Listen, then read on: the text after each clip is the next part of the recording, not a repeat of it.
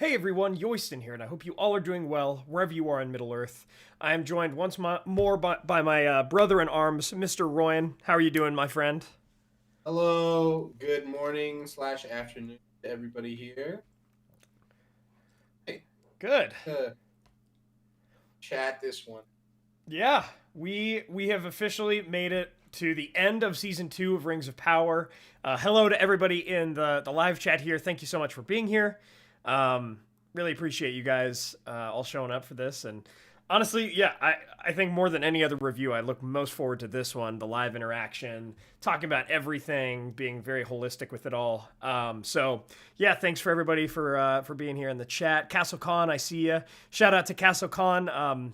Normally on live streams and special videos, I don't shout out our sponsors, but shout out to Castle Con. If you guys want some Lord of the Rings sword statues, right, those other kind of replicas from Lord of the Rings and The Hobbit, check out Castle Con. Use the code WEST at checkout if you'd like to help out the channel. So awesome. Yeah, thank you guys for all being here. Let's get into it. So as we go through, go ahead and let us know what you thought of the season, because I want to come back towards the end of the review and kind of go through people's thoughts and see what you all had to say about season 2 of Rings of Power. So, Royan, to start us off with the season at large, right?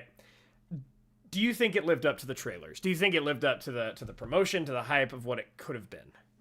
So, in ways, yes. In ways, no. Right? We've had this discussion before with trailers being basically built to show nothing, kind of level of. Sometimes they show everything. Right. This did not. But I remember seeing the trailers, being excited. They were showing definitely the best scenes. Showed almost no dialogue in any of them. They were all very action-packed and heavy. We had more action going on this season. So in some ways, yes, it did kind of work out kind of that way. Mm-hmm. But the things that weren't in the trailers were the things that were. Yeah. I typically remember seeing the trailers and going, wow, it doesn't look like there's all that much Stranger / Harfoot plot. And to be fair, if you go back, I think if you go back and count the minutes, there really wasn't. But man, did those few minutes weigh on me. Yeah. No, you're right. I think with the trailers, I remember they released one in late spring, I want to say, and then they did their Comic-Con one, and then I think they did like a final one 2 weeks before or so. The trailers were a lot better than the show was. And this is where, in the title of this video and the title of this review, I say fooled me twice. Season 1, I remember that Super Bowl commercial, the first trailer we got for it. I was like, this looks kind of generic, but like, we'll give it a shot. And I really went into season 1, cautiously optimistic. And I even used those same words with season 2 because I was like, maybe they learned from their mistakes. The trailers make it look like they might have. My only kind of thing I wasn't sure about was there enough time between season 1 and the making of season 1 and the making of season 2 for them to really improve on their mistakes? And I, again, went in cautiously optimistic to season 2. I was like, there's going to be some annoying things. I absolutely know it. But, like, let's give it a shot. And I was let down again. We'll talk about this when we kind of look forward at the end of the review to season 3. But for me, I think this show has already spent its goodwill, right? Like, the goodwill that I can afford to it as being any sort of, like, well-meaning adaptation, right? It calls itself The Lord of the Rings, as I continue to say, because some people are like, again, why do you continue to watch it and all this stuff? It is called The Lord of the Rings. But I feel so often that the creators of the show, the writers, whatever it is, just haven't watched the Lord of the Rings movies, or maybe they have, but then they just pull like simple beats from the movie just for the show. They haven't read the books or like gone through the books, and I don't know. It's so weird. It feels like they maybe used Google or AI to just like, hey, what was going on here? And then, okay, cool. We'll just pull that, copy paste that into the show, and it'll be good. It's like, no, you have to actually love the content. You have to love the materials. So, Comic Fan, I see your super chat. Thank you so much. We'll answer super chats and questions and all that towards the end of the review. But yeah, thank you. So yeah, Ryan, kind of any more overall thoughts there, or do you want to start jumping into more the specific plot lines? I mean, this with like overall, I mean, the vibe has pretty clearly been set thus far. We're incredibly disappointed season, specifically because it continued to do a lot of the same mistakes, and we'll do those more. But not just that, as much as there were signs that it could have been better. It really could have, and it just wasn't for whatever reason. And I guess we'll dive into that more here. Yeah. Yeah, let's do it. Yeah, overall, right, I thought the trailers were a lot better, and I don't know, what was promised was not what we got, but like you said, there were glints of something that could have been better, just little sparks. So, with that in mind, let's go into our Elrond Galadriel plotline. Characters that, from the lore, should be very interesting, should be our protagonists at this point in time. Their adventure, right? Going back to the beginning of season 2 and all of that kind of stuff. Their adventure, their distrust between each other. I think the first moment we see the two of them in season 2, they're like playfully chasing each other on horseback. But then Elrond is like, he's got, I think he had the rings, and Elrond was trying to Galadriel was trying to get them back from Elrond, right? And then Elrond has his drama. He like jumps off that cliff. Both he and Galadriel jumped off cliffs this season for some reason. It's very dramatic, right? They both took no damage from that. And, right, you had this kind of ring drama. Should we use these rings? Shouldn't we use these rings? Because they were made by Sauron. But then I feel like Gil-galad never took that seriously until the very end of the season, where he's like, okay, let's actually do something about Sauron now. I don't know. This whole plotline felt so forced. And we're going to say that word a lot because I would apply the same to the dwarves and the Harfoots. But like this one, it felt like it was forced drama between Elrond and Galadriel, who shouldn't... They've known each other for how many ever years the show lore has. At least hundreds, if not thousands of years they've known each other. And now it's just like they've got this unstable, untrusting relationship where Elrond all of a sudden kind of thinks he's got all the answers, and then Galadriel can do nothing right. I don't know. This whole plotline... Maybe until the last couple episodes felt very weak. But in the last couple episodes, I mean, we'll get to Adar and stuff in just a second. But yeah, Ryan, what were your thoughts on that? So from the very jump, these characters are at each other's throats. The conflict stemming back into last season at like 12 seconds of Elrond like walking down to the river and finding the evidence that Halbrand was Sauron and figuring it out essentially immediately. Yeah. And then from that point forward, he's never like, oh man, Galadriel, I'm so sorry that in your time of great trial, you know, when you were like... Sorry, Royan, I had to interrupt you a sec. Could you turn up your gain a little bit? I think some people are struggling to hear you. Sorry about that. Hopefully this is better. Awesome. Yeah, that sounds good to me. Yeah. So like after season 1, right? She meets this character when she's literally stranded. Oh? I'm audio not okay. Yeah, that's what I'm seeing too. It's cutting me off. Uh-oh. We weren't having this problem with the live podcast. Oh, is it a bit better? It might be. Yeah, it might be a threshold. Yeah, guys, let me know in the comments too. I'd hate to get to the end of the review and and then Royan's stuff's all cut out. So get some people telling me I'm fine, and other people telling me I'm not. I think yeah. Here, let's give it a sec. Let us know what you guys. Okay, it's all good. Okay, problem resolved itself. All right. Sorry about that. Yeah. So right, we're good. Yeah, continue, Ryan. Anyways, like, long story short, right? These characters, Galadriel can do nothing right in this show, and nobody's willing to give her any level of break. Not that she specifically earned it, but every single scene that she's in, she's either doing something wrong or trying to do something right and failing. And it's hard to look at Elrond and be like, listen, you are doing the wrong thing, because objectively he doesn't trust the rings, doesn't trust Sauron, he thinks that all this stuff doesn't make sense.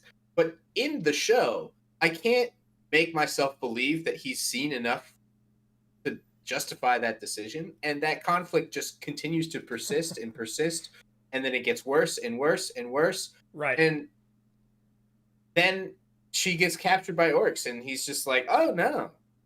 Anyways. I gotta run all the way back across Eriador, tell Gil-galad, come back with an army, and then personally try to get her out of there, and it's not, It seemed like something didn't work about that adventure that they were trying to have, because it is strange to still send, 6 elves to take on Sauron, or whatever they were trying to do, tell Celebrimbor that he was Sauron. The agency of these characters was not there. Yeah. The entire the entire Elrond mindset is just something that feels so non-genuine. He's completely right, but also he doesn't have any basis for why he's right. Yeah. And he still gets Círdan to buy into it. And then Gil-galad, without explanation, just starts also now butting heads with him. And it's you hesitate to be like, wait, Gil-galad, are you agreeing with Galadriel? He's like, no. I could never. Please. That could never be me. Yeah. And it's from start to finish. And then, of course, there's the ending. And not only was it stupid shock value, but also felt completely and wholly unearned, even if you ignore who these characters are from a lore perspective.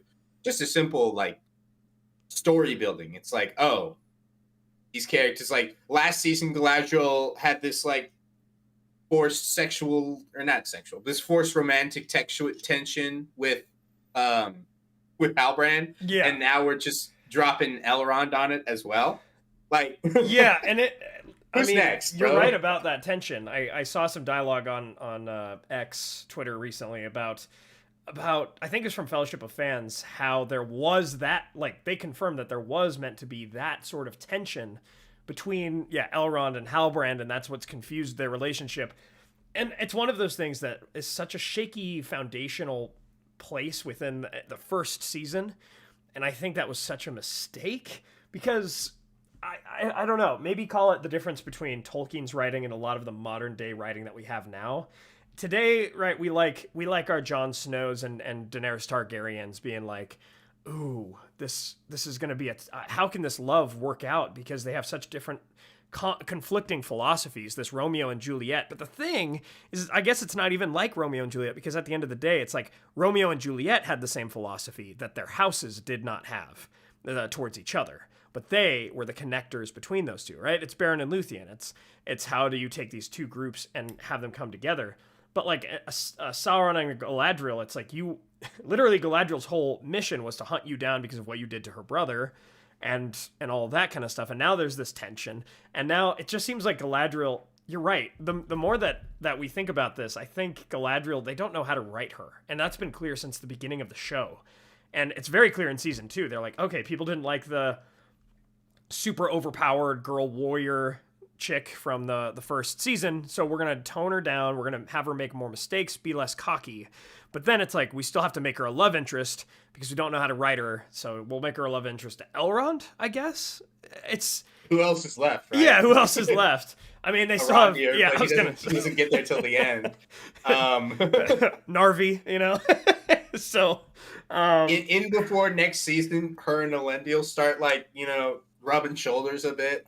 Yeah. Oh my gosh. Well, again, it's not meant to be that way, and it's so funny because we've talked about this before. If her role had been Celebrian, it wouldn't have fixed everything, but it would have fixed a lot of problems if this was the same character, same exact storyline, but it was Celebrian, not Galadriel, because then you actually have them get together. Yeah. This is a great point.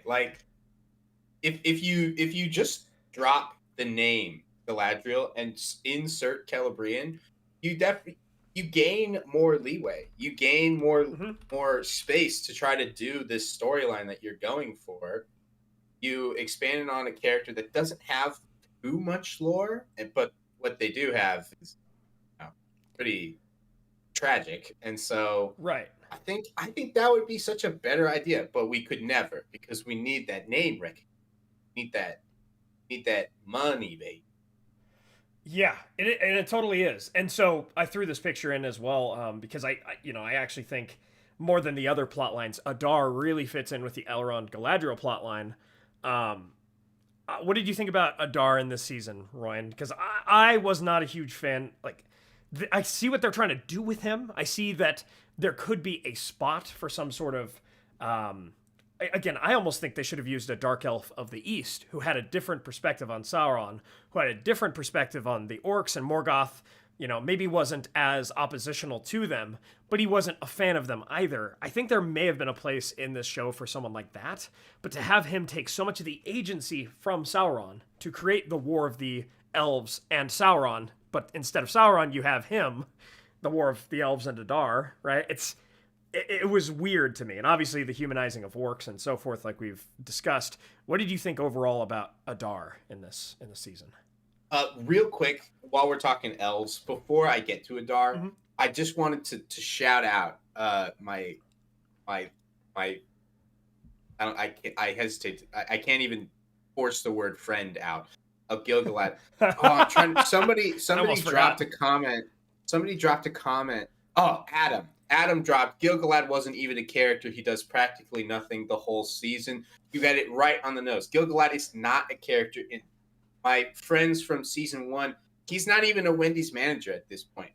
Gil-galad has transcended beyond. He is a traffic cone. He is an obstacle for our main 2 elves. That's all he does is argue with them and nothing else.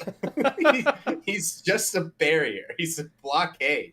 He's a traffic cone on the road when you're trying to get somewhere, and it's just like, oh my gosh. Every scene he's in is that same feeling of just like, oh, I can't believe this is happening to me now. I have to go around this.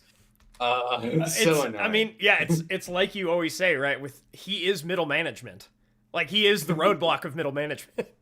like you're trying to get projects and stuff done, but you got to go through Gil-galad, and he's going to say no. But it's not like he's saying no for a good reason. He's saying no because he's incompetent, which sucks. Uncle Philly's like, at least he holds his sword in the final shot. That's not his sword. He wields a spear. He showed it in two episodes prior, and then it was just gone. Or 1 episode prior, and it was just gone. It is gone. That. Yeah, I don't even know whose sword that is. Yeah. But yeah, what did you think of Adar as the opposition to these characters? Yeah. I think you're onto something here. I think Adar, the concept of the leader of these orcs, not prior to Sauron grabbing them, is a space that could be explored. It really is. Yeah. But Adar was tough, and I understand why they made him, in order to give us a reason to believe why he cares about these orcs. Because even if it was a dark elf, right? Mm-hmm. The story of him caring about the orcs more than Sauron ever could, wouldn't work. We would be sitting here saying, why does this dark elf care about these orcs? But him being this partially corrupted orc kind of fixes that. The problem is what he's playing in the story, and you're absolutely right. Sauron has almost no agency in this show when he should be running this show. All right, I talked about it. I think in our it was all recorded in one night. Yeah, but, it was one of the first 3 episode reviews. I think in the 3rd episode review, I really dove into it. There is a story here that's works in the show lore that they've shown us, with the exception of that first scene of the season, where Sauron could be behind the scenes puppet mastering all of this realm's problems to put himself in a position of power. But they refuse to do that. And instead they give Adar the keys to this, the keys to this car that's driving us into conflict, just so Sauron can then just body him at the end. I don't really understand what they were going for with that. And we have talked a lot about the issues of humanizing orcs. I think there would be more rather than humanizing them, I really wish they would have gone into something else, shown us more of their culture and how alien it is to human. I think that would have been a much more interesting direction to Yeah. go. You get to maintain Adar as, this half, stuck between two worlds, trying to maintain these orcs like lives Hmm. when everyone is against it, not just all the elves, but even Sauron. Yeah. But of course, we don't get that because that requires too much forward thinking. Yeah, exactly. And I think that is really what the show struggles with is writing characters and character motivations that make sense. Sometimes they do, right? Sometimes they get it. And I'm like, oh, I understand why a character would feel like that or would do this thing. If Adar, he's like, hey, I want to have a land. Like if I'm buying into what he's saying, I want to have land for my people to live free of Sauron and of his evil and of his menace. So what am I going to do? I'm going to take all of them and bring them right to Sauron. Like that doesn't make sense. If you think, "Hey, I want my people to put down the sword and leave." I mean, Sauron will be dealt with by the elves. You don't have to do anything. You can literally just go east and south and you'll like never see Sauron again, hopefully. At least that's what this character should be thinking at this time. But no, he's like, "Let's bring my people right to Sauron, get a lot of them killed." And then lose anyway. And again, it's the agency of these characters that's really troublesome. I mean, somebody in the comments, right? Luca said Celebrian would have been a blank slate, right? You could use Celebrian and give her kind of fill in the motivations. And that's what I love about adaptations is you can do that. With Adar, he is also another blank slate. You could have filled him in to be like, instead of orc independence or whatever this is, maybe he's trying to look for a cure to say, hey, maybe these elves like me were corrupted into these orcs. Why can't we uncorrupt them like back? Why can't we be full people? And then before he's able to do that, Sauron takes the orcs right out from under him. Speaking of which, we didn't even see that happen. That all happened off screen when the orcs switched to his side for some reason. It was, even by the show's logic, that's weird, not good writing, kind of frustrating. Yeah. And then, of course, within the aspect and the realm of Galadriel and Elrond, Gil-galad and Adar, you have this kiss between Galadriel and Elrond. Oh. And I'll be honest, and I'll even challenge anyone in chat here.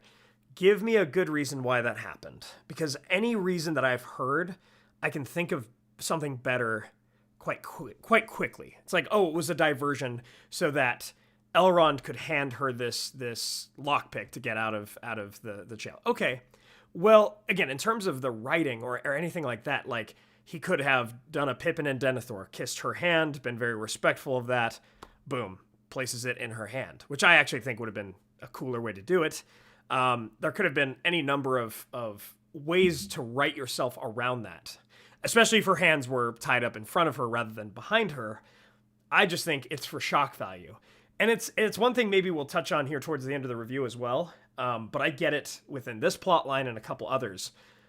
I think Rings of Power likes to generate controversy. It likes doing that. It knows it's going to upset. Like, the writers know people are going to be very unhappy about this. But guess what?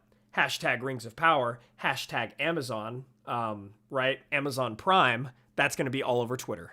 So yeah, we'll make some geeks unhappy. We'll make some nerds unhappy like me. But it'll be trending on Twitter, and that's all we really want. I'm wondering if that's really the thing. The show did not. It wasn't good enough. It wasn't good enough to get people invested in this.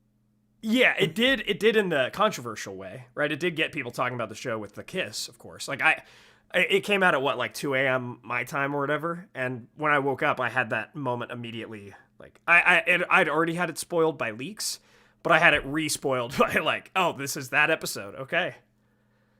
So I'm curious because if I'm wrong, I definitely want to hear like, okay, they had to do this for this reason. So if anybody has a really good explanation for it, I definitely want to hear it. But yeah, it's just for the attention. It's just the controversy. It's just, and again, like you say, Ryan, I kind of feel like they still failed at that because people stopped caring about the show as much as they did during season 1. Like, I even see it, right? A lot of people still like chime into the reviews and all this kind of stuff, but there's way less attention around the show in season 2 than there was in season 1. But again, that's kind of an overall topic. You got data on that.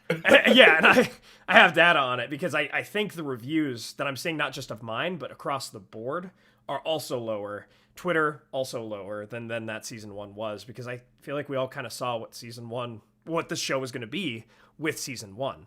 So, yeah. Yep. Oh, sorry. I was just saying, yeah, I mean, we talked about it in the episode too. Like, there's plenty more plausible reasons in the show, if they were faking it, that they could have faked it in a different way. So the only real assumption we can get is that they weren't faking it. Still, it didn't feel earned. It didn't feel like there was a build up to this.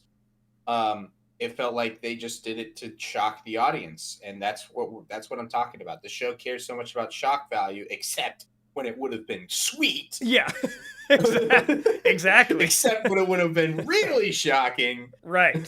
And when you have the source material and so forth to actually back up those moments, right? I mean, even the comments here I'm seeing, because it's a TV show, they have to romanticize things. Are we, you and I, Royan, are we so square not to think about that? It's really not that, because again, you go back to the Lord of the Rings, which at the end of the day, the Lord of the Rings movies will still make way more money than this show ever will. You go back to those, you didn't need Sam and Frodo to kiss. You didn't need, Elrond and Galadriel to kiss, because they were both in the Lord of the Rings movies, right? You didn't need this weird, cringy kind of stuff. So, yeah, I don't know. Also, like in that movie, in that show, those characters, those actors do such a great job. The directing is fantastic to make you feel how much these characters care about each other without needing anything. Right. You can see it. You can feel it. And that's the feeling that you get from the books as well. Like, you can feel that in the books. This entire season, it just felt like Galadriel was just like, in Elrond's eyes, a small dog that had peed on the rug. And he's just constantly angry about it. And Galadriel's like, but I'm sorry. Yeah.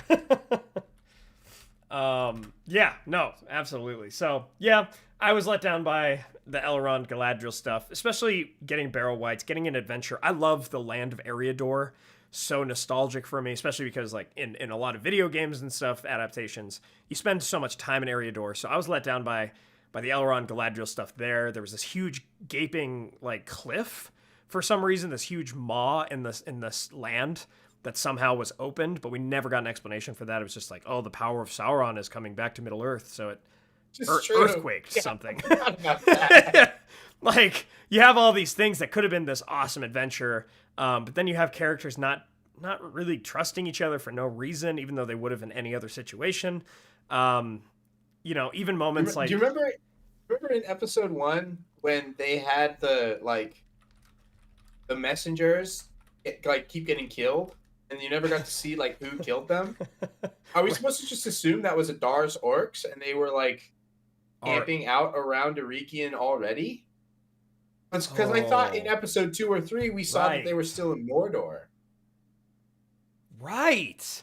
So I think it was that Sauron? I think that's what they were trying to say. Any of that? I know. Or why didn't we even get visual hints? It's like, him coming into a scene as Adar cleaning up blood off of his hand, and Celebrimbor's like, oh, did you cut yourself? Oh, yes. Yeah, I did. And then he's like, literally cleaning blood off his hands or something. Like, even a visual cue like that, it's like, oh, he was out there in the woods just murdering elven messengers. I don't know. No, and that's the thing. Like, we can get after this show so much for the lore problems, but even the intrinsic internal writing of it. Here in the next couple of weeks or so, I'm going to do a podcast with my friends Red Team Review and Preston Jacobs, who do Game of Thrones content. And we're going to compare House of the Dragon Season 2 with Rings of Power Season 2. And I'm looking forward to that because, like, House of the Dragon had its own problems this season, but, like, character motivation and how you kind of make things make sense in the context of your own lore, the shows do that very differently. So I'm curious to talk about that because, again, even if I don't approach this from a lore perspective, I don't think this show's great. And even if I watch reviewers on YouTube that aren't particularly Lord of the Rings fans, they're just TV show fans, they don't love it either because of those reasons, how they write characters, how they write plot points, and how they don't make sense a lot of the time. So, okay, hold on. Cleric Craft says there was a scene where the messenger was getting dragged away by chains, so I assume it was Barrow Wights. Was it really chains? Well, you have this elf. Oh. You have an elf. It wasn't. It was one of the messengers with Galadriel and Elrond, if I'm thinking of that. If we're thinking of the right scene here, that was pulled into the barrow. Maybe. Yeah, but this was prior to that. This was before that Elrond and Galadriel even left. Like, they immediately sent out messengers to let Celebrimbor know that Sauron was there, and then there's like a time skip. Yeah. Before Elrond and Galadriel leave, I guess if it was Barrow Wights, that does kind of answer that question, but yeah, still, I mean, I thought he got shot with an arrow, and I thought they recovered his body too. Like the elves of Aregian, I thought recovered maybe it wasn't his body, but no, it was one of the first scenes ever of the area. So not that scene. One of the first. Oh well. Yeah, that's okay. I believe you for sure, Cleric Craft. I don't remember that scene, but yeah, cool. All right, we ready to move on to the next one here? Yeah, who's next? All right, it's your favorite plot point. It's your favorite one. We got the Stranger, Tom Bombadil, and the Harfoots. Royan, get after it, man. Here, how to make Rop 2 points better? Get out the scissors. All right, start. Forget everything that happened in season 1, right? We're not even just season 2. We just leave that cliffhanger on season 1 and we don't answer the question of where the Stranger and Nori went. We just let that actually be the end. And then just cut everything else. Cut the plot line. Because it added nothing. It has no bearing on the greater plot of the show. It has no bearing on the, greater themes that the show is trying to touch on. And it is both the shortest time, I think. I don't have data on that, but I think it is the least amount of screen time, but feels the longest. It does. Of all of them. Built-in bathroom breaks, as I always call it. Every single character in this little storyline, of which there's like 6, 7 named, is either singly one-dimensional or just like changes on a whim without any need. Like, this is just an amorphous blob of a character that will say whatever we need said, regardless of who they are. Yeah. Yeah, and, right. You're right. They're kind of like a husk for the story to just say the lines, but it doesn't really matter what your personality is. Yeah. Somebody, I think earlier in the chat, this was like way back at the start, it was like the Stranger took 2 full seasons to figure out, 1, that he's a good guy, and 2, find a stick. That's yeah, you got it. That's what happened. He hasn't done anything. He's made no other grand discoveries. He learned that he has magic and that he needs a stick to control it, but also he didn't when Saruman was there, but he still got a stick anyway at the end of it for his trouble. Again, it doesn't make sense. Mm-hmm. And they clearly don't want to dedicate more time to this because they don't know what to do with it. Yeah. And I'm very specifically not talking about Tom Bombadil because it will get me actually mad. No, I'm right there with you, and I mean, if we were to bring Bombadil into this, like, don't get me wrong, man, I'm a huge fan of like the Rocky movies, so I love a good training montage of sorts, and even having like different lessons that Gandalf is learning along the way, or even references to the Valar that might teach those lessons, could be interesting. It could be interesting to see Gandalf like come across like a town of people that are suffering by the Easterlings and stuff, and it's like a lesson about pity and mercy, something Gandalf is big for in the lore, and like doing things kind of like that, but they never even lean into that. And Tom Bombadil is not Tom Bombadil. He is some very serious, kind of brooding version of this character comparatively to how he is in the books. It's so strange. It's such a weird choice because you can see that they were trying to, have this Gandalf, like, how did he get so powerful? Oh, well, he was trained by the master himself, Tom Bombadil. But it's like, That's not a wizard. He's not a wizard. He's not even a Vala. We don't know what he is. I kind of like that we do see at least how they know. Theoretically, if we got an adaptation of The Lord of the Rings with Tom Bombadil, right, we know that they do have a prior relationship. So at least there's that.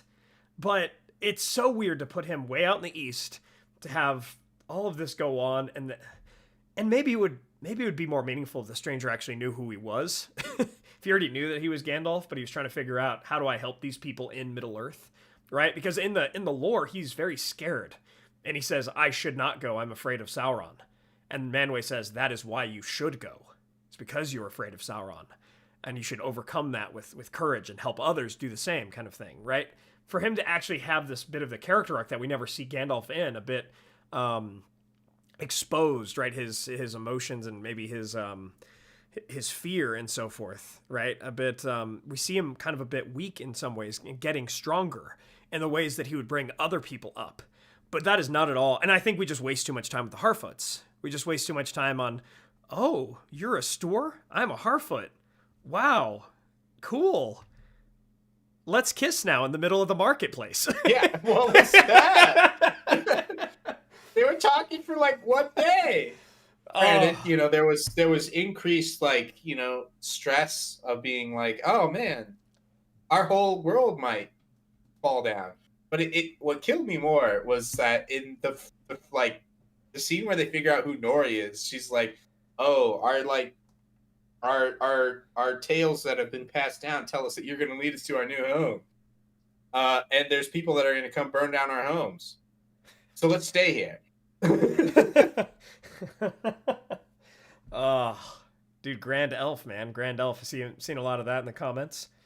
Dude, I'm sorry. I can't get past this Tom Bombadil. You decide that we're going to bring Tom Bombadil into this. All right. You decide that the yellow boots, the blue coat are a little bit too loud for this scene. All right. I can live with that. You decide that you don't want to have him singing literally all the time because, it would be cool if it was once, but it can be a lot for some people if he's constantly singing. It's like, it's kind of the character, but I guess you could run with that. Oh, and also he's not jolly. He's just a guy. What do you mean? He's just some That's dude. not Tom Bombadil anymore. That's just a dude. Yeah, that's just a guy. That's what I hate is that they use the name. They say that's who he is, but then it's not him, not them at all. It's just a caricature of the character. And it's not really their personality, but they're just gonna, hey, there's some Tom Bombadil name recognition that could get us more money for Amazon. So just go ahead and use that. But we'll write him as we need to. We don't really need to pay attention to the source material.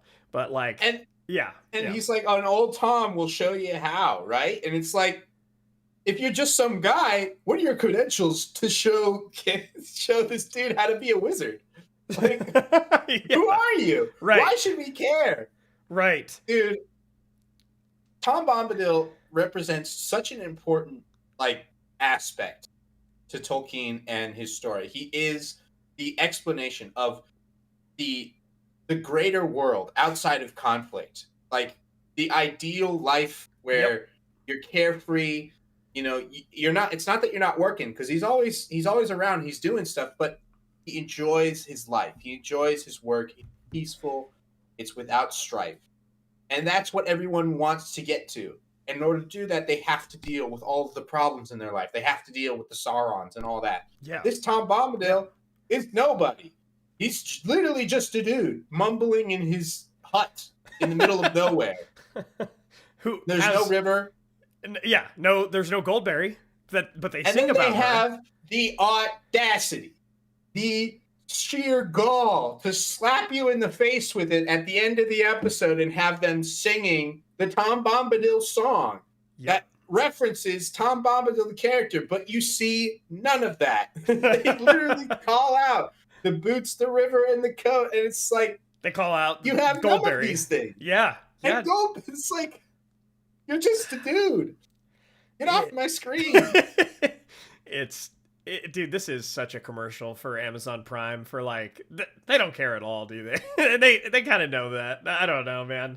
They screwed this up. They're like think about it too. Since we're in season 2, this should be getting the same sort of praise theoretically that Fellowship of the Ring got 2 years after Fellowship of the Ring came out, and like Two Towers and Return of the King were coming out too. Like I think early 2000s, right? Like if people loved this show, we would know it. And I'm not saying no one does, but it does not have that sort of movement because of how they treat characters like Tom, right? I mean, that's been one of the biggest complaints about the Lord of the Rings trilogy in the last 20 years is that Tom Bombadil's omitted. And now we get Bomb Tombadil. Like, not the guy we know, not Tom Bombadil, but some reverse weird version of him, some alternate universe. Like, what is this, man? And so I wanted to address this too, right? So Storyteller says Dark Wizard is not Saruman. That would be lore breaking in a way that'd be too much even for the show. Also, producers confirmed he wasn't Saruman. I think the producers, from what I saw, they kept it on the edge of whether or not he was. It might be a similar thing to like Adar, where they're just trying to create like another villain adjacent to Sauron. So it might not be Saruman, but like, you know. He's not that great of a villain. Yeah. All he did was drop some rocks and leave town. And like the Stranger also, I mean, they told us the Stranger wasn't really going to be Gandalf. They kept that trying to go for a while. And it's clear, yeah, that's Gandalf. I think it probably will be Saruman based on how he talks and all of this kind of stuff. His references to Manwë and all of that, unless they said in the show there are 5 wizards. So if it's not Saruman, it has to be one of the others. Might be a blue wizard. They might do that with like a blue wizard being in the east, but like they probably don't have rights to the blue wizard. So I guess they'll just come up with another color for him. I have no idea. But they have said there are only 5 wizards, I believe, in this show. So, and he said that Manwë talks to him and told him that Gandalf was coming. Yeah. Yep. Exactly. So you're right, Ryan. This show, man, I think it would be 2 points on average higher in every single rating I would give it if they just dropped this plot line altogether. Because it's a desert, so it's not even adding to like the pretty scenes. Like the CGI, because they have to do so much crazy hard magic to CGI, it looks not great. Yep. And all of like they didn't even give me an interesting establishing shot of Rune. They just show like a couple dunes that they're walking through the whole time. That's it. Like, come on. Yeah. Shout out to Mr. Buddy Guy, Bomb Tombadil. I think I saw that before I was saying it. But yeah, no, you're exactly right. This is some weird alternate version. Oh my gosh. Yeah. It is. It's so disconnected, like you said. It's so disconnected from the plot in the West. Ryan, right? It's in the desert, just some random hallways and stuff. And the Easterlings, or Haradrim, or whatever those guys were, they didn't even matter, like, at all. So, yeah, they could literally just drop this, and no one in the other plot lines would ever know. And we wouldn't care. We would care because it's like, what happened to him? It just kind of would be weird in that way, but I don't know, man. This season isn't meant to be this show isn't meant to be about hobbits nor about wizards. It's meant to be about elves, men, and dwarves against Sauron, and how they were kind of missing something. Sure, they defeated him by the end of the season, or the end of the age rather, but no, like they were missing something, and that something was the courage of hobbits to do the full task of destroying the ring, because it was the greed of men that got in the way. So men, elves, and dwarves together could not defeat Sauron. They were missing something, and that something was somebody like Frodo, somebody like Sam, you know? So, yeah. Ryan, anything else about easily the worst plot line of the show? Let's move on. Okay, let's move on. So, next one we got dwarves. I was pretty disappointed with the dwarves. It started off cool. Like that, it started off, I think in episode 5 when it was showing what the dwarven ring could do and how it could help them mine, help them see through the mountain and all this kind of stuff. That was really cool. But Royan, aren't there like 3 or 4 named characters in this whole plot line? There are like 4. Yeah, we did the math last week. There's There's Durin and Durin. So however, if you really want to be semantic about it, Yeah. there's three named characters. There's Disa and there's Narvi. Yep. And no one else. They don't even name the kids that they also refuse to show. Yeah, they do have kids. They want to right? be be controversial, but not that controversial. All right, not going that far. Not showing mixed race children. I guess in this show. Yeah. But did they show Durin and Disa's children in season 1? I don't remember. I don't remember either. But regardless, they keep referring to them and they keep not being characters. So, whatever.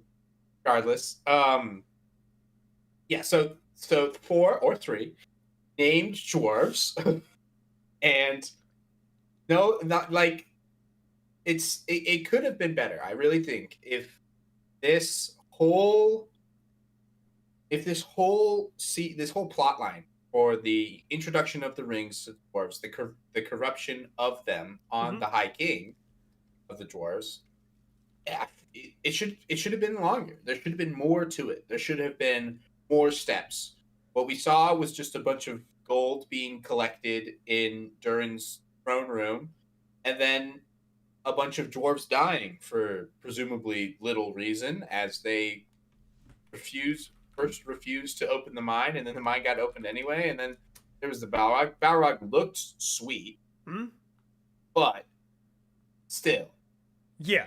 And then they just bury him up, and they're like, wow, well, that's the least of our problems now. We have politics to worry about. Oh. I'm like, what? Dude, this is the cataclysm of your civilization, the Balrog, and he just destroyed your king. Also, let's not forget that Disa saw presumably the Watcher in the Water early on in season 1, and that's what they were actually afraid of. Yeah. And then they saw the Balrog, very clearly not the same thing. And Disa saw the Balrog because she had to pull Durin back. And there's at no point was she just like, oh, that was awful. But that's also not the thing that I was afraid of at first. So there's 2 big bad evils around here that we're going to do literally nothing about. Oh my gosh. Yeah, so people in the comments were saying too, the kids were shown, but with helmets on their heads, so we didn't see them. Yeah, guys, we're gonna be controversial and shocking sometimes, but not when it makes sense to do so. Like expanding the character. Think about our money. Yeah, think about our money. The character catalog though of the dwarves is absolutely not there, and yeah, they come face to face with the Balrog. I want to say Legolas. I'm trying to remember. He says, oh, it's a Balrog. Like this makes so much sense now. In the lore of the actual Lord of the Rings book, he's like, oh my gosh, I think he drops his bow. Legolas, I'm pretty sure he drops his bow and then like picks it up and runs.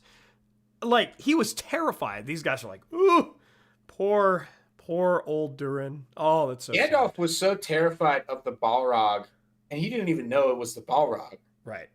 He was terrified of the concept that it could have been the Balrog. Right. That he was ready to jeopardize the entire mission by going south and trying to sneak past Saruman. In the book, because he thought that was a better way. In the book, that was actually reversed. It was Aragorn, right? But no, you're right. Aragorn's like, nah, let's not do Moria. And Gandalf's like, let's do Moria. And then he's like, oh, man, whoops. Whoopsies.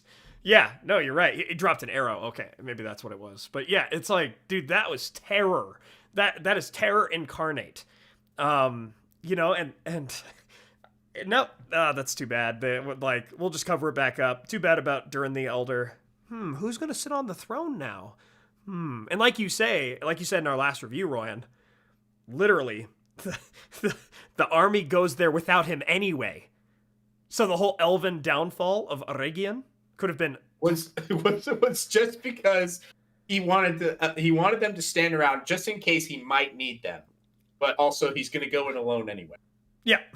He's the worst friend, bro. He is the worst friend of all time. Like he could have been there for Elrond in a major way. In a way that would have saved lots of lives. Would have saved Celebrimbor. But he was like, no, I might need you, though. So just hang out. And now the dwarves are allyless. They don't even have elves in the region because the orcs now hold Eregion. Din says, I was waiting for King Durin to say, fly, you fools. Like, honestly. Like, honestly, I'm surprised they didn't. Also, I will say there was a moment there where like the Balrog gets a whip around during the third's leg, then pulls him like 4 feet forward, and then lets go. And I was just like, he's still working on it, guys. So he's gonna get that down. Yeah. he's practicing. Oh, gosh. Again, I will say, and I think you already remarked on it, I will too, that the visuals, just like it looks incredible. It looks incredible. I was thinking about what you said with the wings. It seems like the Balrog isn't really supported by those wings, if they even are real wings at all. But like, the visuals are so beautiful. The costumes, how the dwarves look, amazing. But just the content is not there. It is literally like buying a very expensive, beautiful car and being like, it doesn't even have an engine inside. That's like what this show is. Like, oh. So, yeah. I think the Dwarves was a major letdown. Maybe not the biggest letdown, but one of them. Honestly, it's probably between this and Numenor for the biggest letdown, because I think some of the Elven stuff was all right, which we'll get into. So, any final thing about the Dwarves, Ryan? I do want to say that I think that this is a bigger letdown than Numenor, specifically because the Numenor plotline still hasn't really kicked off fully. Right. Like, that still has a future that you can look forward to and be like, okay, this could still be interesting. The dwarf does this whole politics plotline that they're going to go with now they're actually 3 named characters. Yep. Like, these things, you understand how they don't work together, right? Like, you can't have a tiny cast and then try to play politics. The whole idea of politicking is like, I'm going to use you or I'm going to find someone else who will, right? And so... Yeah, you're right. There isn't the cast size. Think the Game of Thrones politics, right? There are so many characters when the Game of Thrones politics are at their best. And it's like, man, who's going to win out in the end? And they literally have cast photos of like almost every major character sitting the Iron Throne. And it's like, wow, like, oh man, this is going to be interesting. But this, it's like, you already know one of 2 outcomes, right? Durin will either sit the throne like his father did, or his brother will, and Durin will be the one to like lead the dwarves in exile out of Khazad-dûm when it does eventually fall. And so eventually he will be king, but he won't be king on the throne of Moria or Khazad-dûm. He'll be the king of Erebor. Like, there are those 2 outcomes. He'll either be the king, or he'll be king in exile. And it's like, he threw away his father's pride and all this kind of stuff, and he was like, no, I won't do that. Brother, you can have the throne. And then eventually he leads his people anyway to Erebor, and so he gets that in the end. Like, you already know where this is headed. And based on how they kind of wrote these characters, and because there are so few of them. And so, I don't know. It's just... It's yeah, it is pretty rough. They half-heartedly did the fall of Moria. Half-heartedly. And that's probably the worst way to do it. If you're going to do it, just show us the Balrog, like, taking names, taking out dwarves we care about, but no. Yeah, it would have been better if we saw a rampaging Balrog through the halls. Yeah, instead of, we're going to cover him with, like, 2 feet of rock. That's it. Just assume it's going to be all right. Yeah. Everybody goes back to their lives. Gosh. Oh my gosh. That's what I mean. No one in real life would actually ever do something like that. Like, it would have been better if Durin the Third accidentally uncovers the Balrog alone. Dies to the Balrog alone. Yeah. And you leave the threat open that the Balrog will be able to like follow the path back. That would have been a better way to do it. And thematically too, that works really well, because in his power and his great desire for wealth and glory, he was alone at the end. Like, that's cool. That is cool. But then they wanted the ring to pass on to the next Durin, so that so forced, so contrived. Oh my gosh. Yeah. It's too bad. It's really, really too bad with that. So, cool. Numenor. So you said it, right? It's not really in its heyday yet. It's just still in the setup phase. So, okay. Right. Maybe it'll be better going forward. Maybe we'll actually get there. My frustration with Numenor, though, is it's building towards this faithful Kingsmen civil war. it's building towards this great conflict and all this kind of stuff, but you don't really see what, other than upholding Tarmiriel and maybe some tradition, maybe they're like, their desire to have friendship with the elves. You don't know what the faithful really stand for. You don't really know what the Kingsmen really stand for. You don't really see the contrast of their leaders, other than one is cool and one is not. It's pretty much just Tarmiriel versus Ar-Pharazôn, but Ar-Pharazôn doesn't really have a leg to stand on.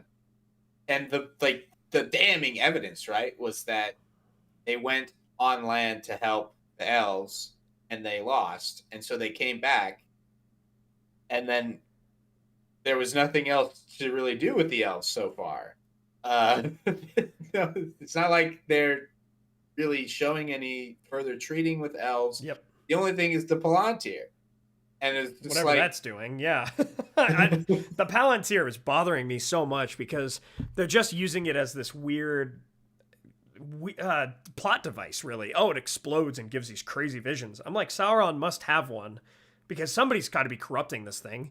Maybe it's the Dark Wizard in the East that they're going to go with that's corrupting it. I have no idea. But, like, why is it evil? At this point, those Seeing Stones of Numenor are, like, one of the best inventions in the world. And honestly, I think this is... Okay, so this is my biggest issue with this plot, is that... And it's going back to Season 1 and probably looking ahead into future seasons. Numenor feels just like Rome. That's it. As Numenorians and Numenor is described in the lore, it is the highest point of human civilization, right? It is paradise. It is Atlantis. These people were 7 to 8 feet tall, lived way longer than we do. They were strong. They were all a bunch of Captain Americas running around, right? They were just the physically, mentally, they were the best of humankind, right? They were strong and they were smart. They were wise in their heyday, but we never saw their heyday. And every time the Numenorians are on screen, I'm like, these are just rich people. That's it. They're not like just the maxed out, min-maxed versions of every stat that, if you look at it like a D&D page, all the stats are maxed. That's what it should look like for these guys. It's like, dang, they are like the peak. These guys are all like Olympians, and they're all scholars, and they're all just the highest point that we as a people, we as the humankind fell from. But we don't see that. We've never even seen a version of that. Because even when I love reading The Second Age, when I go back and read that stuff, I love seeing Numenor at its heyday. I'm like, eventually I know the fall is coming. The downfall of these people and the rise of, like, this incredibly horrible group called the Kingsmen. That will eventually come. But before that happens, when they were united, dude, and they were thrown down with Sauron, holy crap, it's inspirational. You're like, dude, this is humanity, man, at its peak. They're like, Sauron's literally afraid of them because they came over during the War of the Elves and Sauron and just beat him up.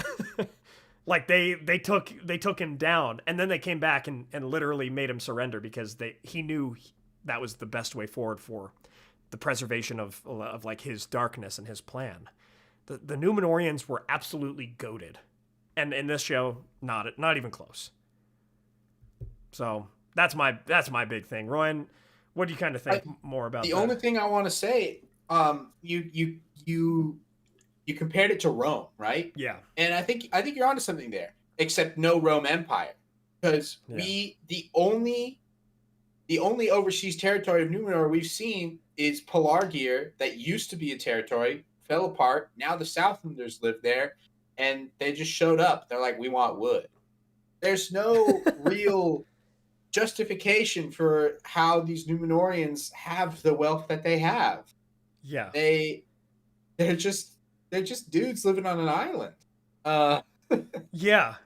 they I would have loved to see, like, especially if we are going to do, because this is like the politics, right? Mm-hmm. If we are going to be the politicking, let's line out the stakes, huh? Let's tell the audience what this crown is worth. Tell the expanse of influence that they hold. Yeah. Yeah. But no, we just see a bunch of people. Like I said, if you are a Numenorian, you are either like a named character, a soldier, or you are just some guy in a robe. And sometimes there's an inexplicably large amount of them standing in like this like council hall, and I guess there was an eagle there at one point. But That was so dumb, especially because Manwë would never endorse Ar-Pharazôn. He would have endorsed, someone like Tarmiriel or Elendil. Like, holy crap! There's so much. They put a lot of emphasis on these like bigger story points. This like Tarmiriel gets like spared by the sea monster. Elendil has this battle, this like praying house. But they show nothing else. They show none of like the groundwork for how this story is supposed to go, and that's why it feels like it goes so fast. Yeah. So jarring. It's like every time we're back in Numenor, another huge like city shaping event continues to happen. And it's like if this was what's going on, like yeah.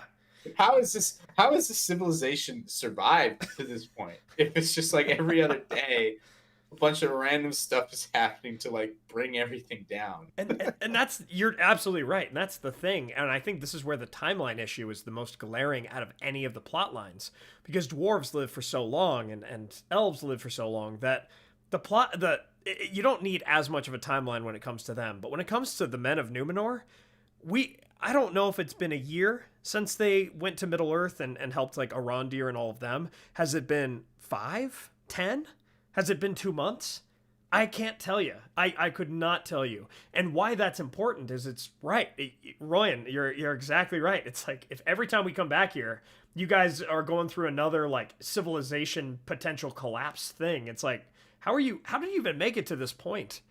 And yeah, and somebody said it perfectly in the comments. Sorry, I lost the comment, but we're not going to care about the downfall because we never saw it at its peak. We never saw how great it was, so we're not going to care as much when it comes to an end. It's so true. It is so true. And the thing is, and this is what's so frustrating about the show, it's not like they're working from nothing. If this was the first adaptation of The Lord of the Rings ever, or any part of it, I could lend a lot more grace, because I could be like, yeah, maybe you're trying to figure out what works on screen and what doesn't. You're trying to say, do we have to delve into the lore that much, especially we don't have all the rights? But no, this isn't even the second adaptation after The Lord of the Rings or The Hobbit or something. It's like there have been so many other adaptations, games and movies and fan films and all these types of things that you could pull from. And so you have all these archetypes for what a Númenórean really looks like. You have Viggo Mortensen's Aragorn to look at and to be like, he was worried he wasn't worthy to bear the name of the last Númenórean, pretty much. Like he in the movies more so than in the books, but you have this character to pull from and then reverse engineer into the rest of the civilization, right? Not that they're all going to be Aragorn, but in my mind, and Ar-Pharazôn, in my mind, is one of the best played roles in this plotline, him and Elendil. But even Elendil, he seems just such a low-born joke. He seems like, he's not a lordly guy. He's just a cool dude that people tend to like. But he's not this Aragorn larger-than-life figure that emerges from the shadows and the ashes, right? The fire that is woken. The crownless that shall again be king, right? Aragorn pulls that off in so many adaptations. But these guys, I'm just looking at the picture I've got pulled up for this live stream for Numenor, right? Elendil, he just looks like he's just like washed up off of like offshore or something. He looks like a homeless man that's just been like picked up by these guards that don't want to be there. These guards that are just like tired of work. They're ready for vacation. And it's just, and you got your random robe people in the background. Yeah, just some people with robes. No explanation as to who they are or what significance they may or may not have. Yeah. Also, the breastplate, like, I see people complaining about the breastplate shape. That's fine. But why is every armor in Numenor, like, ruined? Yeah, it's so, yeah. You're right. It's all gross. It's all dirty. It's all battle worn. I like, maybe there's an argument to be made that like they're trying to say like that the Kingsmen don't have the same level of care over their gear that the other people do, but I think I don't think there's enough explanation or enough shown. Or I honestly just think that it's just like, nah, man, Numenorians just aren't that cool, but they keep trying to show us that it is. Yeah. And then in the moments that they have to show us that it is, and bringing out Narsil and so forth, it just seems like an afterthought. It just feels like a reference to get more people like me that really love the source material to just buy in. But it doesn't, the heart isn't there. And this is what I mean when I say something feels or doesn't feel Tolkienian. This doesn't feel Tolkienian. It doesn't feel, at least mostly. Again, episode 5, whatever was going on with episode 5, that is the new standard. They cooked. Right? Yeah. Like, they did cook. And that was still an 8 or 9 out of 10. But honestly, even if that were the 10 out of 10, if that were the highest standard that I could ever look for with this show, they did this plotline right. But they'll never be able to. It seems like they never want to reach those heights with their other episodes. It's just so crazy. Well, we'll talk a little bit more about this in future. But the writer for episode 5, who had no writing credits on any other episode before it or after it, has left the show. Right. yeah, of course, like that episode stands out because it was actually good. And I still hold by that. Episode 5, they were upholding like a Numenorian ritual where they were mourning their dead, and then then blood was spilt in this holy place, and it seemed very like, oh, this is something that could culturally cause the downfall of Numenor. It was really emotional. Like when Valandil, right, one of Elendil's men was slain, I was like, actually, no, dude, like this guy was cool. What do you no? And yeah, like that actually got me to have a reaction, just like when Arondir was stabbed. But then we'll get to that in a bit when we talk about the battle, maybe. But oh my gosh, and then Arondir just shows back up.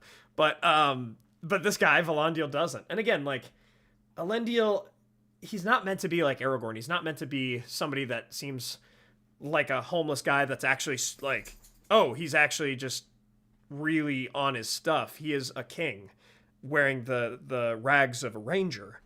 Elendil's not meant to be like that. He is already the Lord of Andúnië. His father went to seek the help from the Valar.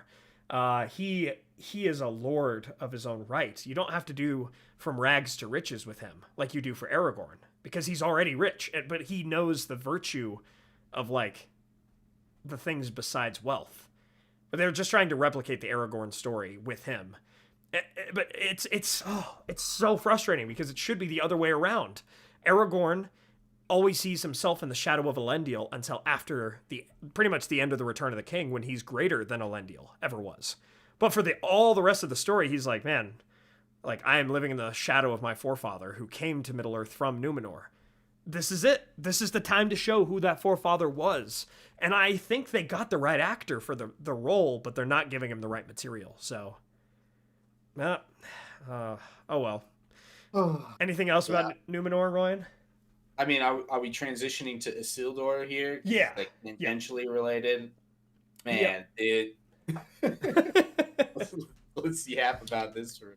Yeah, Isildur, he was one thing that I did. He was one character I liked more in this season than last.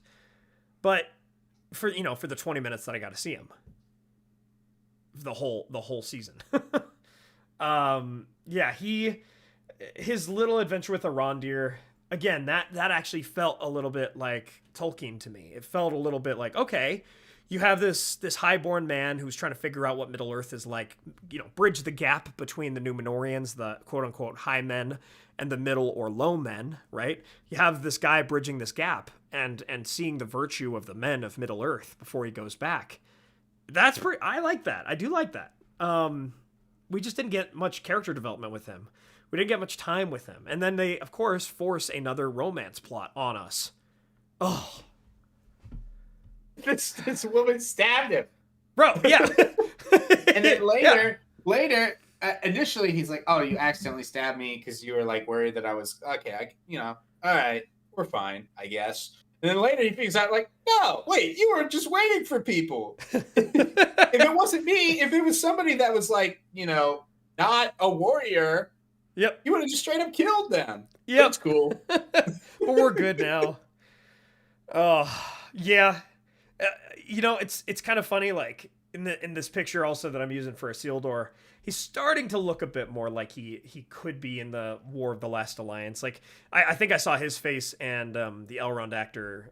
Forgive me for not knowing his name, but yeah, the Elrond actor and this actor superimposed on the Lord of the Rings Isildur Elrond with the destroy it scene, and I'm like, actually, with the right hairstyles and the right like costumes, if they could actually get there, yeah, these characters could fit the look. That's for sure.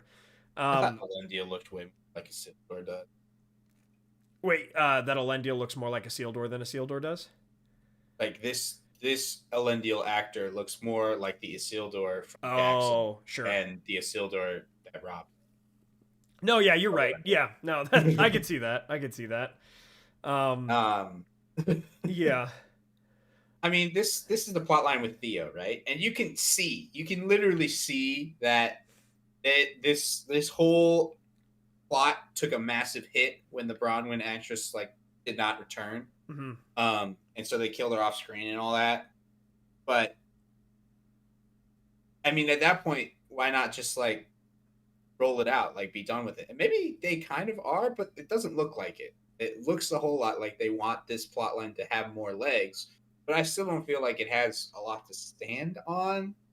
It's by far probably the least insulting plot line of the season to me, because it just doesn't have that much involvement, right? You have Isildur, Arondir, and Theo, and although Isildur is disappointing, he's not really like a problem character to me. Arondir, we've talked about, is the goat of the show. Theo was really irritating in season 1. In season 2, he's just not around enough to be very irritating. Yeah. I mean, you brought up Arondir, so shout out to him. Shout out to that actor. I think what they do with Arondir works, because he's meant to serve as a bit of a Legolas role, where he's just like the coolest, most acrobatic, like epic elf guy. But like he doesn't have a ton going on story wise, especially in this season.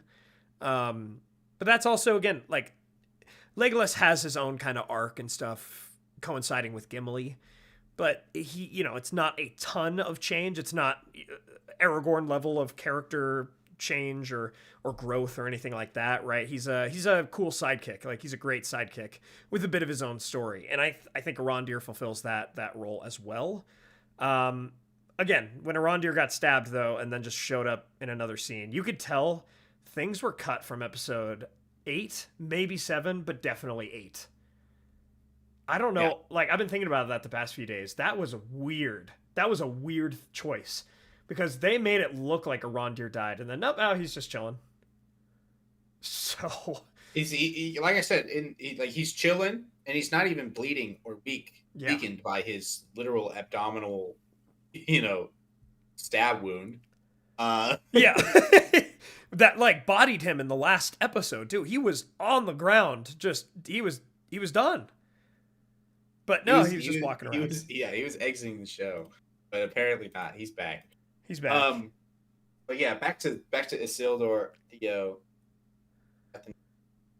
This whole romance was dumb. The plot that they were going on at first, like I kind of understood what they were trying to do. They were trying to explore more about like the evil men, but they dropped that pretty quick. Yeah. They don't seem to be interested. They seem to be probably going after this plot line with the like the Ent wives taking down the forest. That's where I think they're going to be going next season. And it just kind of feels like this whole little plot line is at the whims of whatever they want to, whatever comes up. Yeah. We'll try to fit that in. Yep. And Isildur's kind of like that too, right? Like, I wish if they wanted to make this feel like a forbidden romance, how about we show Isildur feeling literally any guilt about it at all? He's it's just like clearly this scene where it's just like this woman comes to him and is like, okay, when we were first like, interacting with each other, I thought that like my betrothed was dead. I thought he was dead, and so Mhm. I was looking to you for comfort. But he's not dead. Surprise. And now, well, he's back, but I don't love him anymore. Anyways, let's make out. Yeah, and I see. And then the next scene, she's like holding his hand. I was like, what's going on, guys? Yeah. Like, Tries to take her to Numenor, and he's like, what? yeah. Imagine being that guy. Yeah. It's just some random dude. It's just like, I'm taking your girl across the sea, bud. Yeah. See ya. See ya. he's kind of confused, like we are the audience. Like, where did this gal come from? Oh my gosh, it's frustrating because I agree with the chat here. Hard for me to see him starting like a kingdom when he can't even uphold the loyalty of a marriage. Yeah, right. Why do we even care about this random woman's husband? It's when we dedicate time to these random people that really won't make a difference, but then we can't character establish like more dwarves or like really get into why Gandalf becomes even Gandalf and as we know him. Like we waste time. We waste time in this show, and it's crazy. It is crazy. We waste time, and so many of these plot lines clearly need more time to cook. They do. So and this kind of goes back. We'll talk about this as we kind of wrap up the whole thing when we get there. But some of these plots, maybe this one and maybe the the Harfoot one, if they cut them at least for now, Isildur obviously needs to come back, but cut the rest of the plot for now and then like come back to it when Númenóreans actually show up in Middle Earth. I actually think the show would be stronger for it because then it could give other plot points more time to grow, to really feel that. It's just really trying to... I continue to compare this show to Game of Thrones because it's very clear to me that this is the template that they pulled from, whether it was even in 2017, 2018 when the show was originally pitched and picked up. It's very clear that this was meant to be some sort of Game of Thrones-like show where there's multiple plot lines going on at the same time. They're going to converge at points and not at others, just to show that they're in the same world. But we're meant to see the whole world through these different characters. That's okay. That's okay because Middle Earth is vast. But in the Second Age, especially with the timeline of the Second Age as it looks, this is not the way to tell this story. So I think some plot lines could have been cut for sure. Anything else on Isildur, Arondir, Theo? I feel like Theo, they didn't know what to do with him either. He just kind of was like... Yeah, without Bronwyn, Theo's character just kind of doesn't really exist. So they are like, have Arondir be a father figure. Oh, but no, we need him elsewhere. Yeah. Isildur, hey, step up into the father role of this kid that's like also your age. Exactly. That's so true. He's like not very... Maybe he's like, oh, this is like your cool older cousin that you look up to, even though they are also kind of a loser. But you're a kid, so you don't really know. I'll never forget how bad Isildur's advice was about the like, how do you go on after losing your mom and it's kind of your fault? Isildur's just like, man, I used to be really mad at myself for that. Not really anymore. All right, good luck, man.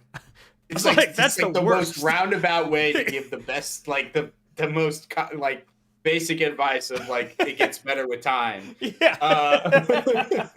Man, yeah, I really used to beat up on myself for that. Oh, well, shoot. All right, man, we'll see you later. What? Anyways, I'm gonna go meet my girlfriend's husband now. Yeah. All right, time for the plot line that for me is the heart of this show, at least the heart of season 2. It is the Rings of Power plot line. It is Celebrimbor and Sauron. In my mind, this was the coolest. This was the best one. And like I said from the beginning, from the trailers, it looks like the plots get worse the further away, whether it's geographically or story-wise, story connection-wise. The further away from this plotline you get, the worse the show gets. And so when we were in Eregion and when we were with Celebrimbor and Sauron and we saw the manipulation happening, a couple cool moments of your hammer's right there. And then he looks back and it's there when it wasn't. If you go back and look, like he's messing with him in an illusionary standpoint. All right. Like, I'll be honest.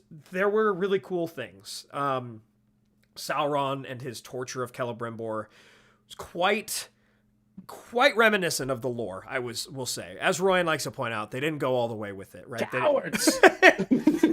Cowards!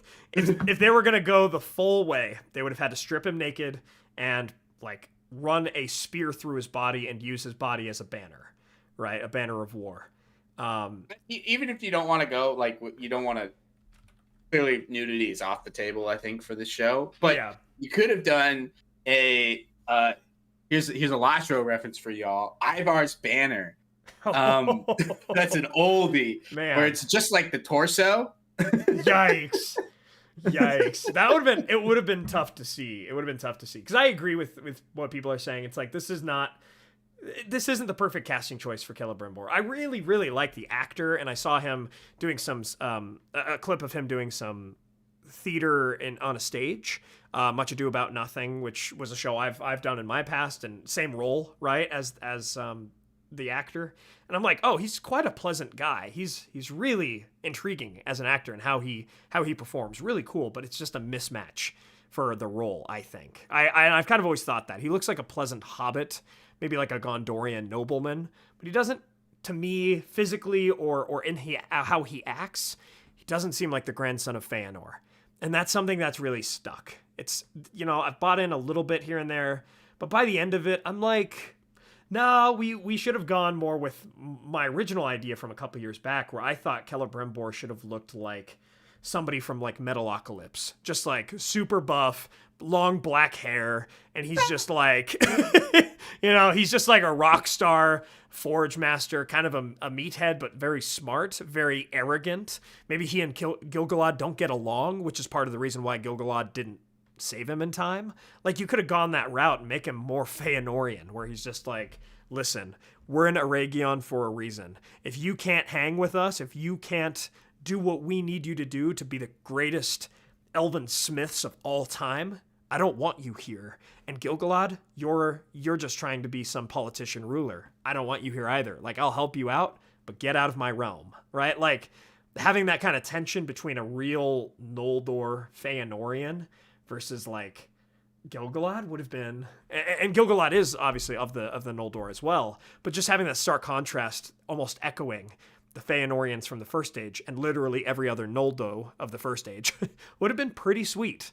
Because, yeah, Celebrimbor was wiser than his father. He even disavowed his father in the lore. But I just never really bought into this guy. And that's why even seeing him get stabbed up into a pillar was a little tough, because he's just like an elderly gentleman. He's an elderly gentleman. Yeah, I think that there were ways that they could make this casting work. Or I think if they leaned a lot more into him being arrogant rather than just being naive. Yes. I think there needs to be a blend of both. This interaction Sauron to work, but I really feel like I would have liked to see more pride that he's taking at himself and all that. All right, Ahmad Raza, sorry, he just dropped in the chat. Nobody talks about Quiet Tom Bombadil. I was ranting about that like 45 minutes ago. Sorry, and it needs to be clear to everybody how much I hate Tom Bombadil in the show. All right, yeah. Back to the matter at hand. He feels small. He feels like a small character. Even though he's the lord of the city and everyone talks about him like that, you don't see him being the lord ever.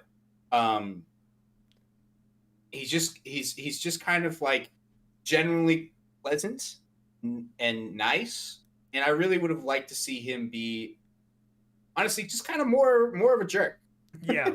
Honestly, like, I don't give the in a lore sense. As games they're cool, but Shadow of Mordor, Shadow of War, Celebrimbor's tenacity, they take it too far in the game, but somewhere between how he is there and how he is here would have been great, where he's arrogant, right? He is like, I will be better than Feanor. Feanor created the Silmarils, but I will create the next greatest things that perhaps supersede the Silmarils, right? Would have been great. So yeah, I think that, right, with mixed with so I think Anatar, right? Let's kind of move over to him now.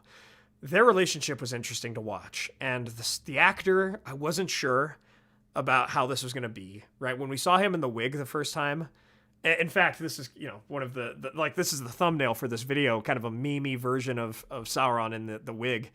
When I saw that picture the first time, I was like, no way. This looks so bad. How are they going to pull this off? Like, how does anyone believe that this guy's Anatar? He looks just like Halbrand.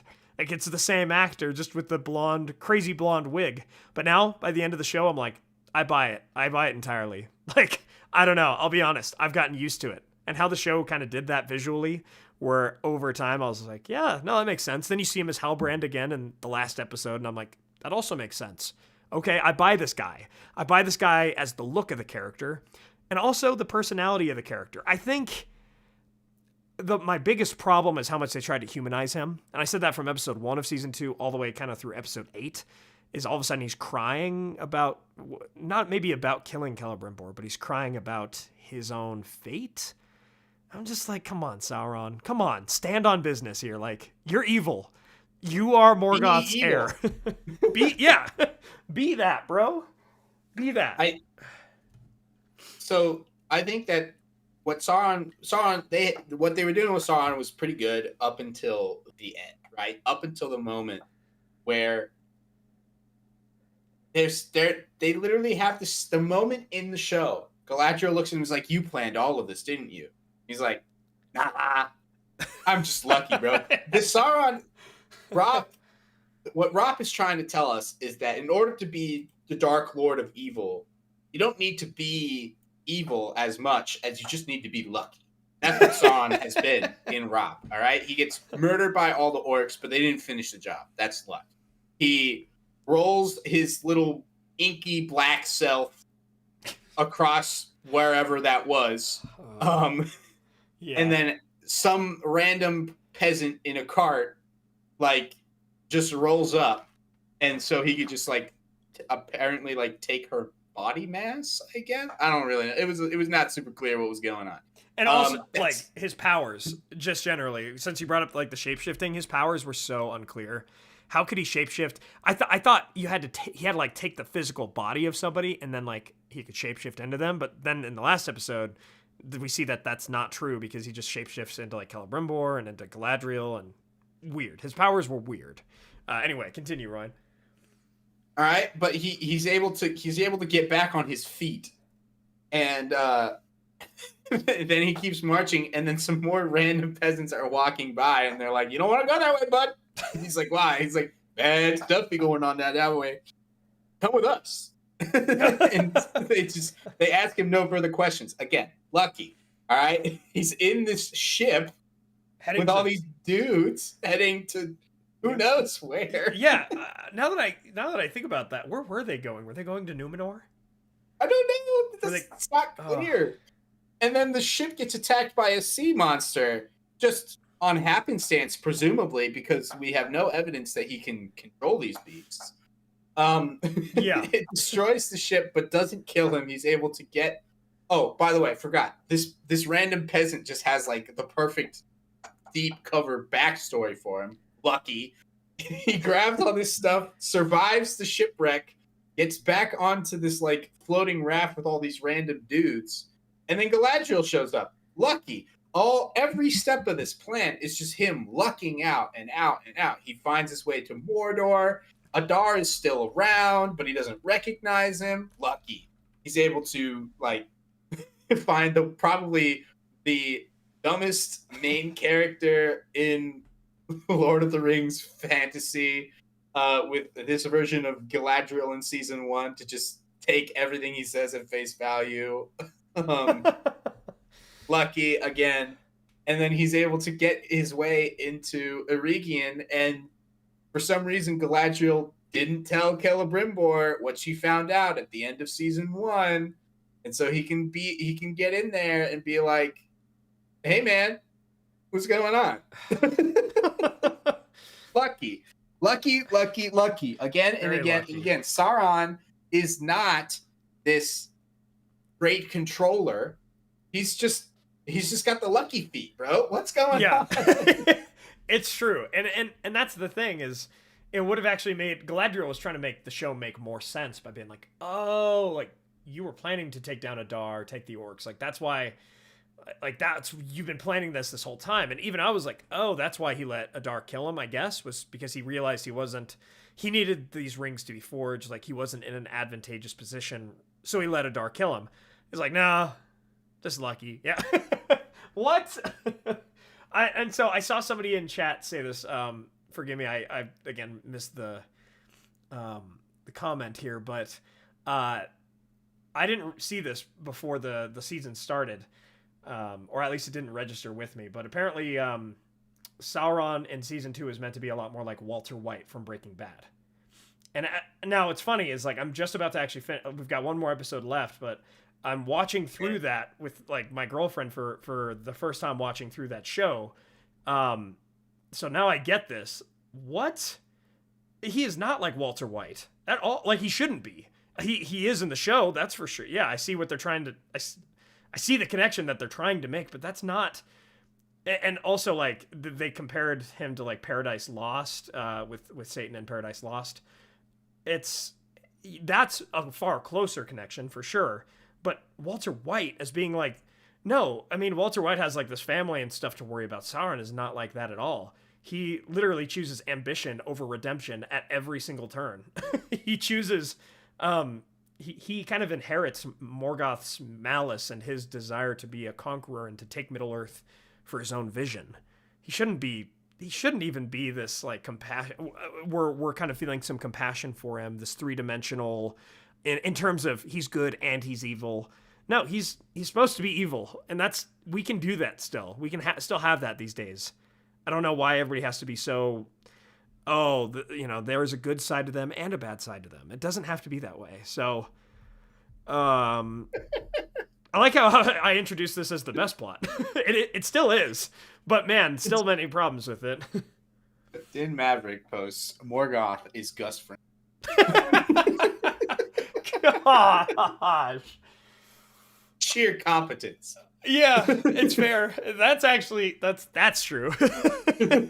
He's like trying to take his empire over and he's not able to and stuff. Oh my gosh, Elrond is so good, man.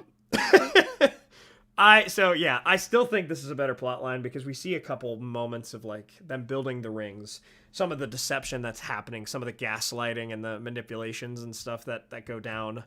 But I still think like Celebrimbor, he has the 9. He has the 9 rings.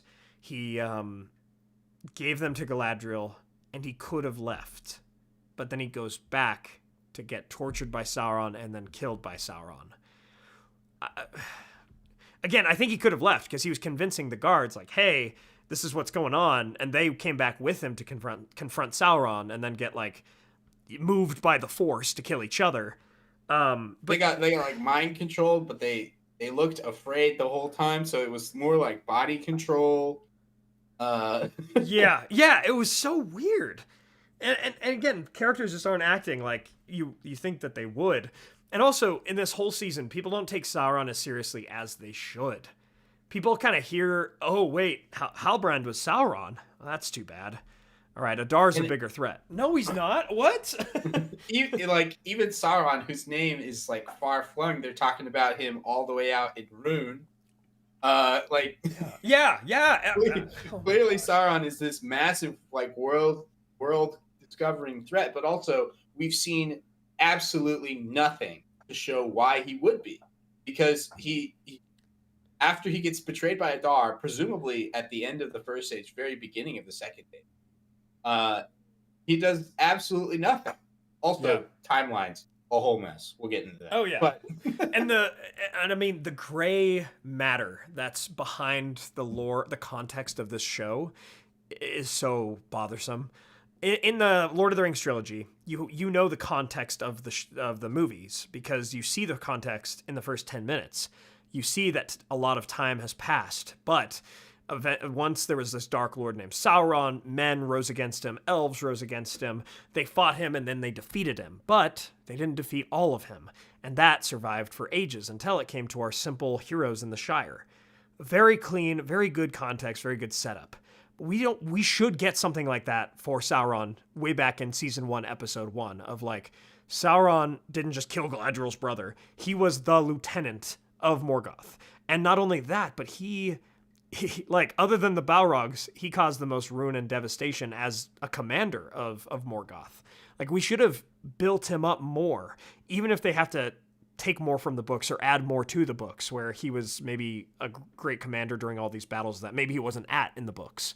But like, add to that lore, so then we're like, ooh, like Sauron is the menace here, and Adar is kind of this distraction.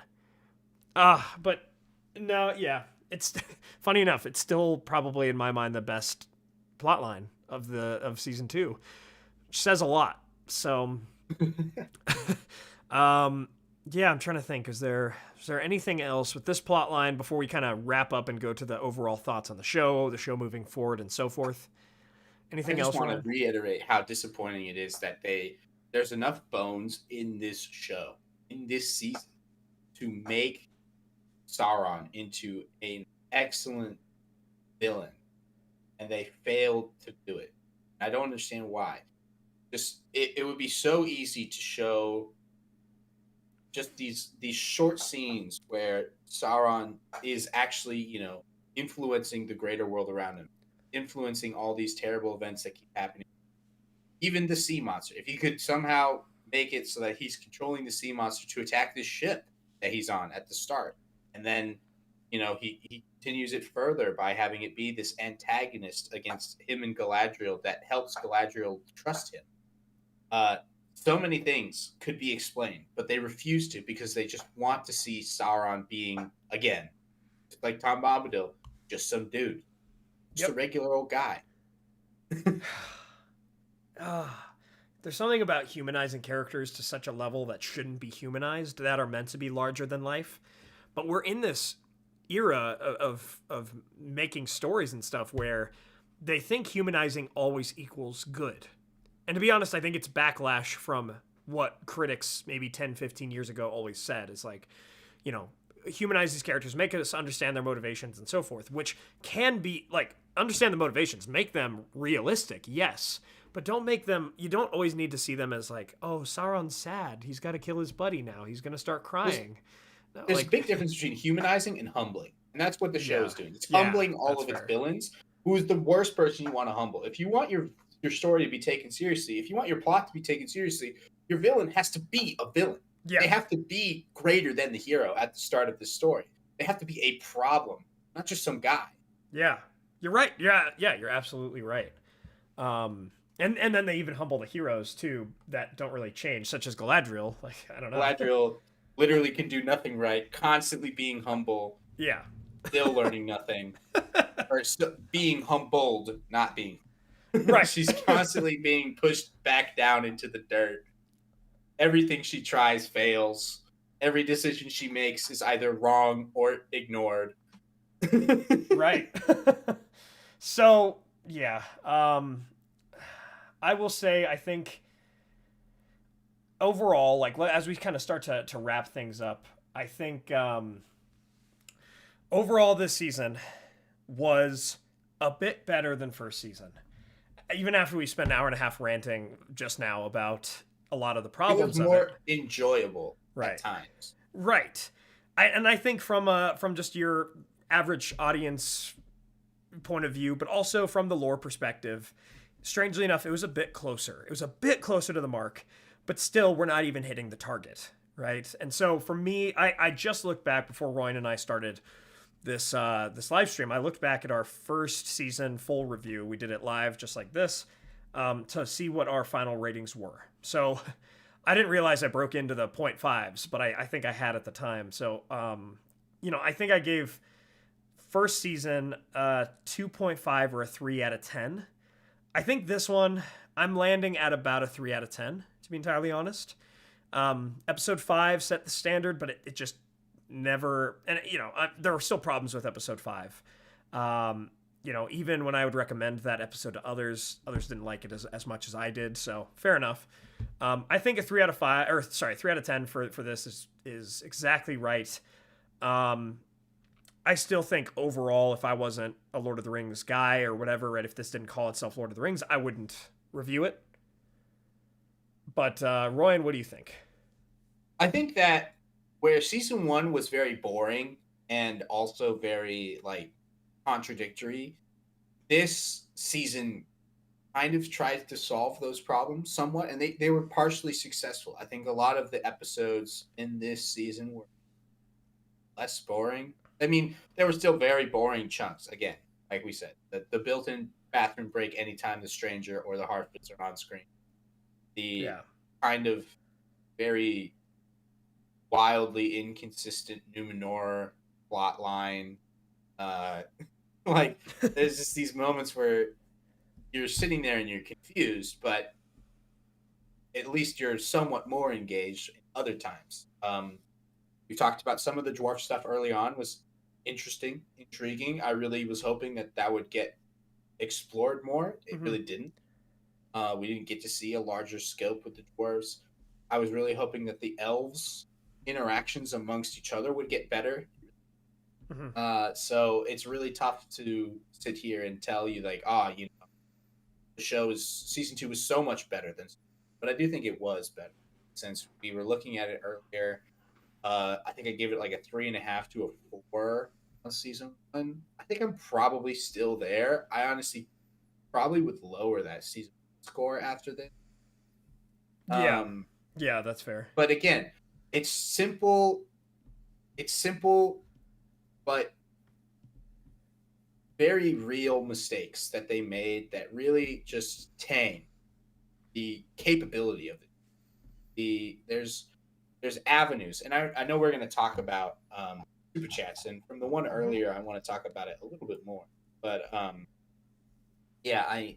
just feel like it would be so easy to make some changes to this show and make it right. And I think that you and I have talked about this before, where it's like if there is a supercut in this show, without adding anything, without changing anything, but just cutting just pure stuff edits. Out. Yeah.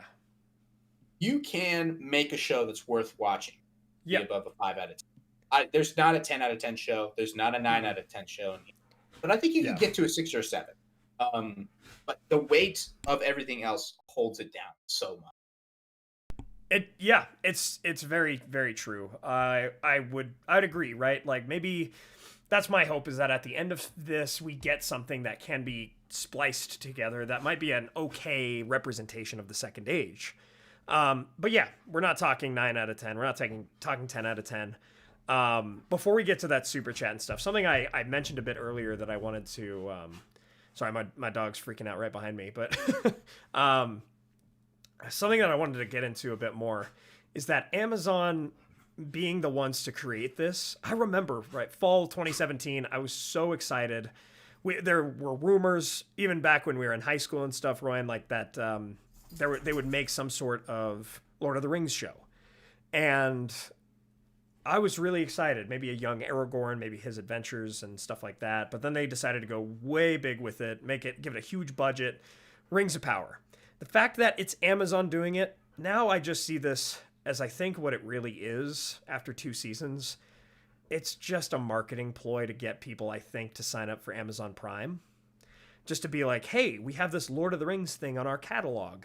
Come check it out. Come check out. They're about to do an Amazon Prime. It's not like Prime Day, but it's something close to that in a couple days here. It's like a big saving 2 days, whatever, on Amazon.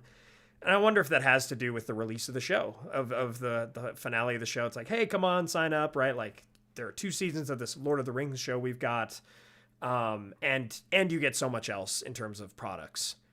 And it's just a business. It's just a business. And so, again, fooled me twice. I don't say that like I anticipated it being this great thing from the trailers from season 1 or season 2.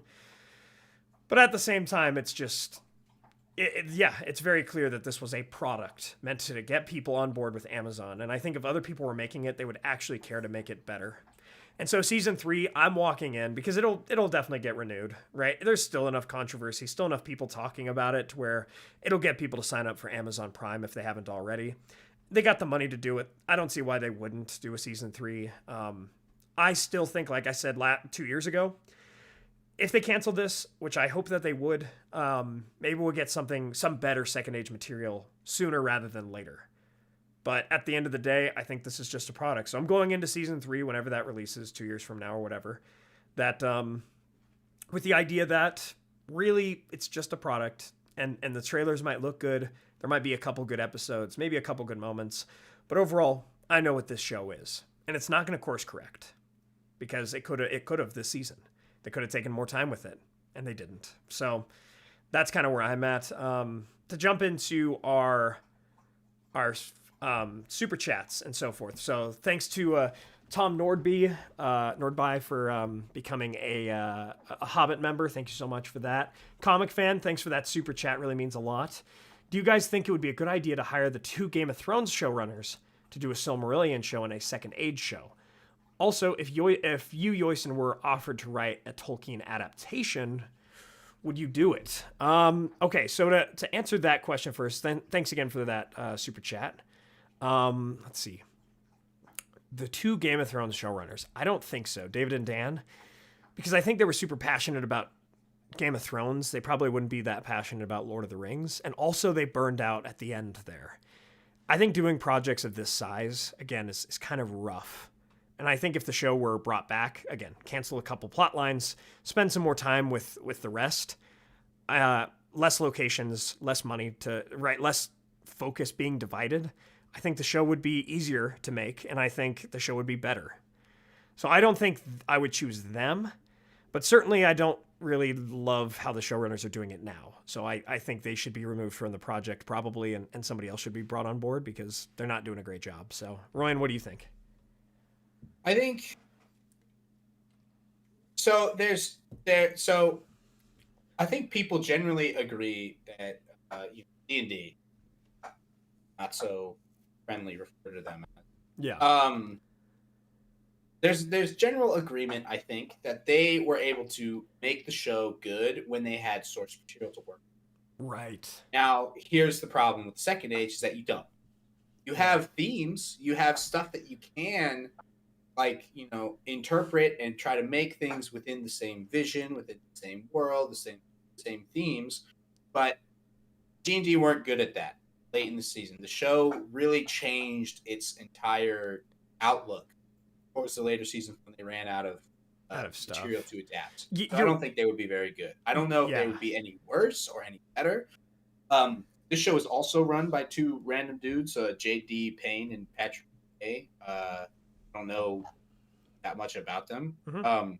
But it is interesting that this is their first real credited work. They have uncredited work in 3 movies before this, of which maybe 1 or 2 are good.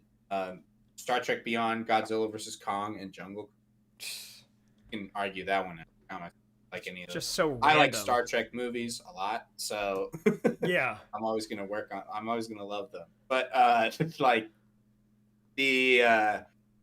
it's just it really, I just don't really understand what they were able to show to score this gig. And I think I am going to disagree with you somewhat, where I think that you're right. Amazon is trying to sell its Prime subscriptions. That is the whole point of it. But in the end, the reason why they spent so much money to be able to use the Rings of Power, to be able to use Lord of the Rings, is because they wanted to, like everybody else, create a Game of Thrones fantasy show on their platform that is so critically acclaimed. It's so well watched. And that was what they were going for.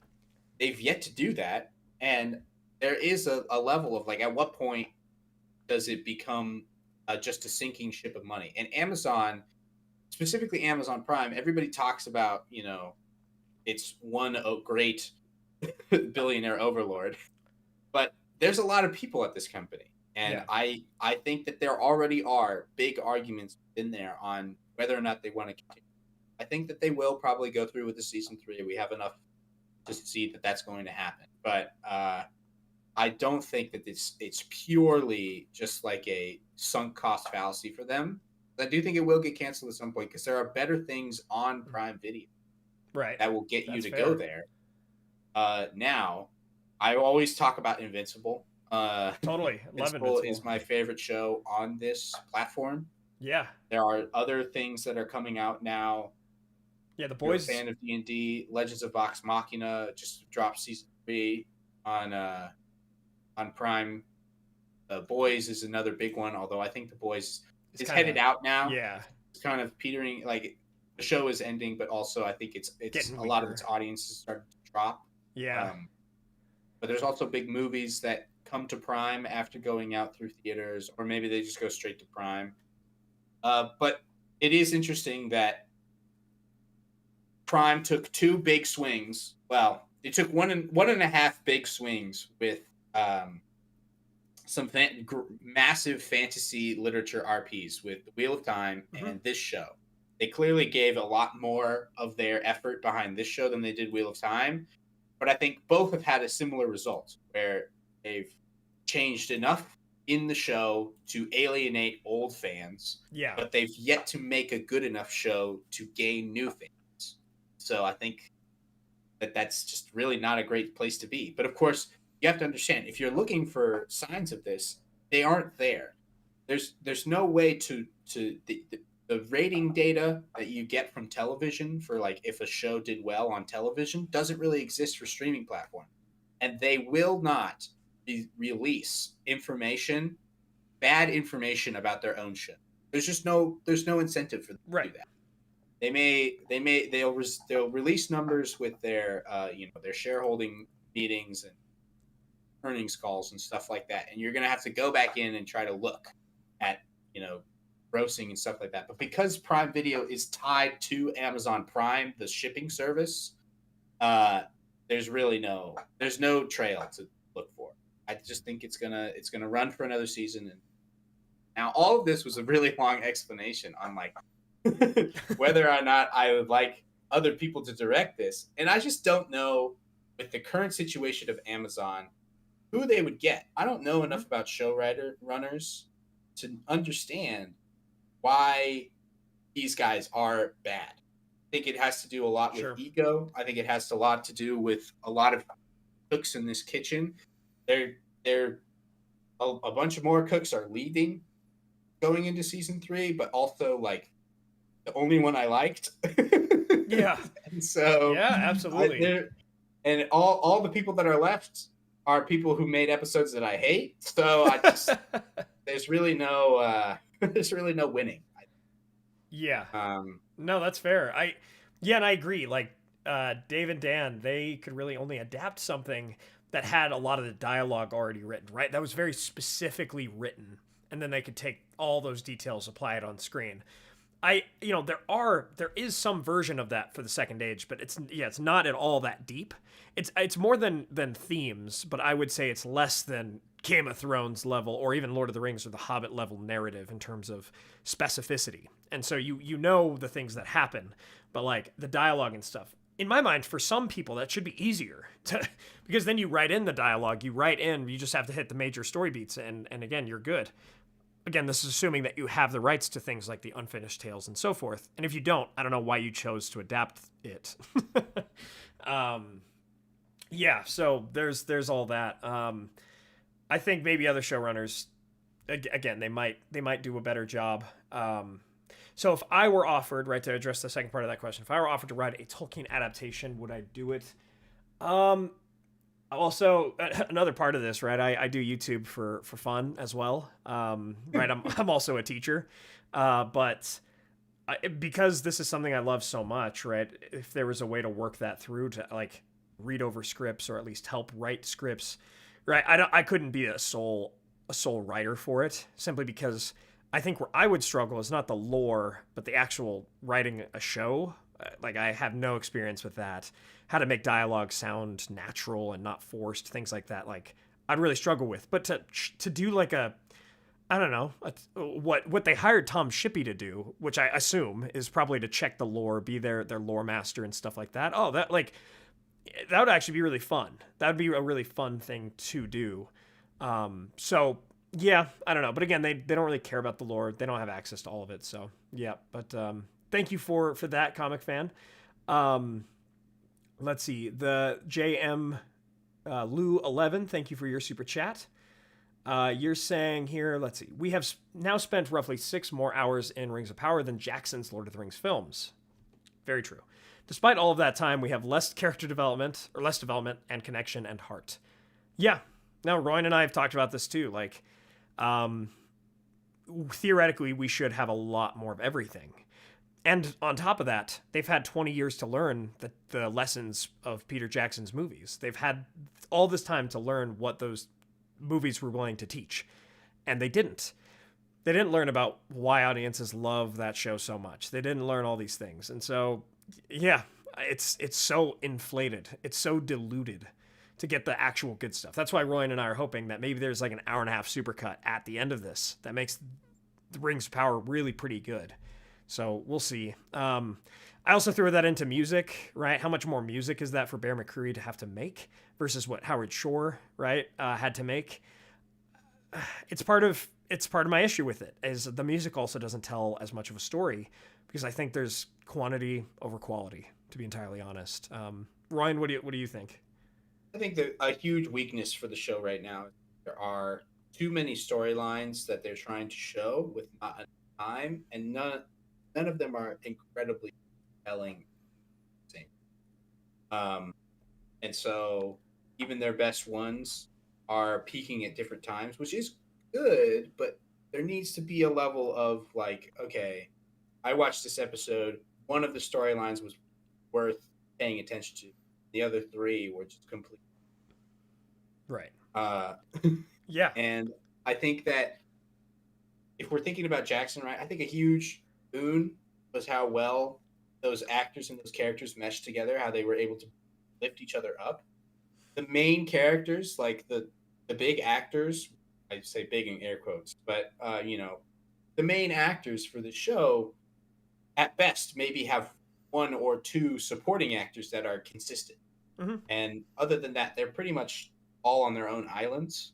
And so, not to diminish the skills and efforts of the supporting casts in each of these storylines, but if you're the boon of having an ensemble cast is having that ensemble cast interact with each other. It's not just to have the names on the poster.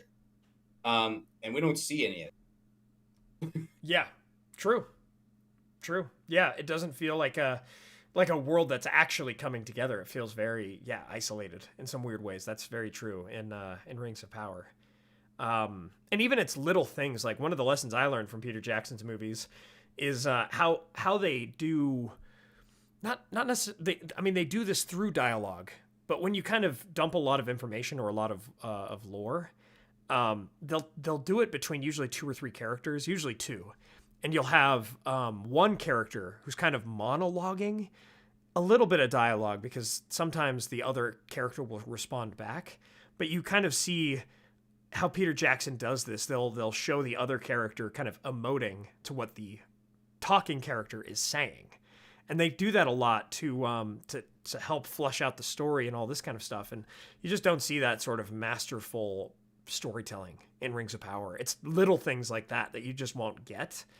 And so, yeah, there's just less going on in Rings of Power. It's just for some reason. So, thank you for that super chat. Let's keep going. I don't know how to say this name. EU Scuplu? I'm sorry. Thank you for the super chat. What do you think about the recent "there is no canon actually" debate?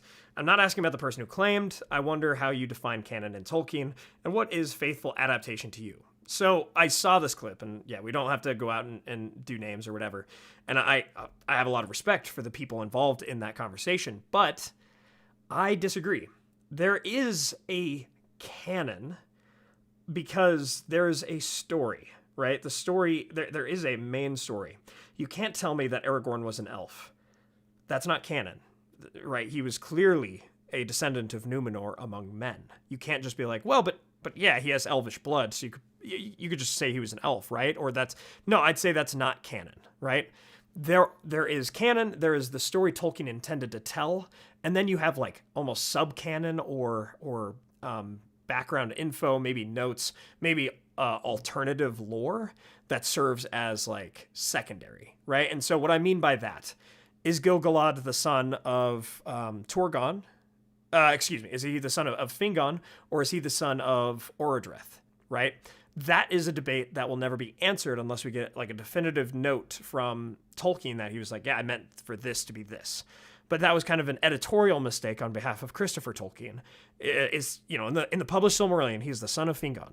But in all the other notes and what his intention was, Christopher Tolkien, was to publish that Gil-galad was the son of Orodreth. Right? And so there is canon. There is a way the story is meant to be told and a way that it's not as much. So this kind of like, yeah, you can get into the kind of gray area between canon and non-canon and the belief and the non-belief and stuff. And that's where you can kind of have theories of things, right? Dagor-Dagorath, heavily mentioned in the Silmarillion. However, there was this idea that maybe Tolkien was not going to do that in the end. So it's in this gray area of canon. But yeah, there's still a story being told and you have to kind of stick to it. And so what Rings of Power is doing is not adhering to that at all. Again, they call Galadriel Galadriel, but it's not Galadriel. They call Tom Bombadil Tom Bombadil, but it's Bom Tombadil. Like, it's not at all this guy, right? And so you're emptying out the husk of this character. You're going to make them still maybe look similar or honestly look like the character. They're going to maybe act like the character, but they're not going to be the character. And that's, in my mind, disrespectful to the works. It's disrespectful to the canon. So yeah, there is canon. Yeah. Ryan, what do you think? So I only have hearsay related to this debate going on. I've not seen the video or whatever specifically you're talking about. I had some minor conversations with you about it. Yeah. And from my perspective, it's like I think people fail to remember the frame narrative and that there is a level of leeway that is granted by it. So these stories, remember that this is a story that it was pretty clearly presented as such. This is a story that fictionally, J.R.R. Tolkien discovered and translated. This is a deep lore of Earth, basically, of our world. And this is just, translated it into what he'd like to do. And the characters that are telling this story are also telling a story from way earlier. So there is zone in there where you can mess with stuff. But what you can't really do is kind of just destroy the intent, destroy the theme, right? Mm-hmm. If you go back to change the story because you can, but then the things that happened later no longer make sense. And it's not just like a level of vagueness. It's not even just like a historical, like, oh, we have contradicting sources. It's like we have a complete divulsion from what is established. Galadriel is the easiest character to point this out with. Mm-hmm. Galadriel was a well-respected character before she showed up in Middle-earth. In the show, she is not respected by anybody. Her husband is absent, presumed dead. Her child, absent. And we kind of needed her. Yeah. Yeah. So, her whole life is completely different from the one that we were exposed to. And I remember we've had talks in our reviews on whether or not the Rings of Power is operating in a completely different universe. And you had a great point there where it was, if it was, we need more establishment of who these characters are. They cannot be relying upon the understanding of us knowing what Galadriel is if they're not going to show the Galadriel that we've seen. Yeah, that's just, they're creating more work for themselves. But they operate in this weird gray area that's Galadriel. Like, hey, guys, this is Lord of the Rings. Come on, you can use some of your background knowledge from Lord of the Rings. We don't have to explain everything. But then they're like, well, we don't have rights to the Silmarillion, so what you know about the background of this story, that's not really there, but also kind of. We're going to reference some of it, but it's not. We have to be very careful on what we can and can't reference. So is Manwë a thing? Oh, absolutely. Is Aule a thing? Sure. Olmo, though, who's that? It's just so weird. It's just even down to the Valar that they can talk about and can't talk about. It's strange. Yeah. So, no, I totally agree. And I think that's the frustrating part from a nerd perspective, from a lore nerd perspective like myself. It's just, you call it Lord of the Rings. Why? Just why? Just because you want the engagement, the recognition, right? And stuff like that. And you're not trying to do a lot of justice for the lore, at least not all of them. So, yeah, there you go. Great question about the canon and stuff. But I disagree. There is a canon, that's for sure. Comic fan, thank you so much for your super chat. So you, Yoiston, you don't trust the Game of Thrones showrunners to write them, even if they had all the rights. Maybe you can work with them to make a Silmarillion and a Second Age show. Yeah, I mean, again, these guys, they were great in their heyday for exactly the point Royan said. They loved Game of Thrones. They loved the lore of it. They loved they had all the dialogue to work with, the background, the books. They could just adapt what was there. And some people are really good at doing that, but some people need extra space to work. Right? I noticed this when I'm doing D&D, for instance. I tried doing like a Star Wars session, and it was really hard in many ways to match the story I wanted to tell to Star Wars lore. Right? And so I think it would be the same sort of struggle if I were to try to do D&D in Lord of the Rings. Is it's like, well, you gotta match the lore, the canon, but at the same time you're trying to tell your own story that's not diverging too much from it being Lord of the Rings. Right? I operate much better in a way of like, I have to stick to maybe some checkpoints. I have some restrained freedom on how I write, but then I can be creative with a lot more. So if I were doing some people, for instance, have problems with my theories on how I do them on the channel for Lord of the Rings. That I really like because it's that restrained freedom. I can write into what I think would have happened based on how Tolkien created these scenarios, characters, etc. But there's still some freedom of like, well, I don't know how a character would exactly react in this situation, so I'll have to try to do my best there. So I'm sure there are people out there that could be great showrunners for this show that wouldn't want to see it destroyed as it's being destroyed with Rings of Power, that would fight back against Amazon. But it seems like Amazon doesn't want that. They want to just create the show that they want. So, yeah. Hero of Canton, thank you so much for that generous super chat. Thank you. That really means a lot. Just wanted to say I was a Tolkien casual before discovering your channel. Still haven't read the books, but I've watched all of yours and 2 other channels' videos about the world Tolkien created. Well, thank you so much. Thanks for being a longtime viewer and for, again, the super chat here. Absolutely, read the books if that ever sounds enjoyable to you. Or I'd recommend the audiobooks, right? Rob Inglis, there's Andy Serkis, Martin Shaw as well, I believe. I would also audiobook those because it's just a different experience. Like, you know the lore, you've watched the videos, you've played the games maybe, or done, watched the adaptations. There's something about actually exploring the books themselves that's just the best, man. It's just phenomenal. The songs that Tolkien writes in that are often not talked about, right? The impact that music had and so forth in the books. So, and just like little things that I sometimes forget about is like, oh yeah, that was a little detail in the books that you don't see anywhere else. So would definitely recommend it. Thank you again. Really means a lot. And EU, well said. Thanks. Yeah, thank you for that super chat too. So yeah, let's get into kind of our closing here. One thing I wanted to mention before we end the final live stream here for season 2. I'm not going to be able to fix this within this little segment here or whatever, but a lot of people say that with this show, you're either a rage tuber, you're just angry, you're just hate watching it, and or you're a shill for it, and that you're being bought off by Amazon, right? Things like that. And from my point of view, right, I can't speak entirely for other channels and so forth, but from what I can tell you all, like, it's really not that black and white.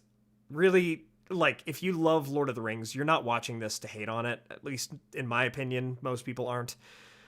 If they're at all like me, you're watching it to see if there are glints of good things with Lord of the Rings.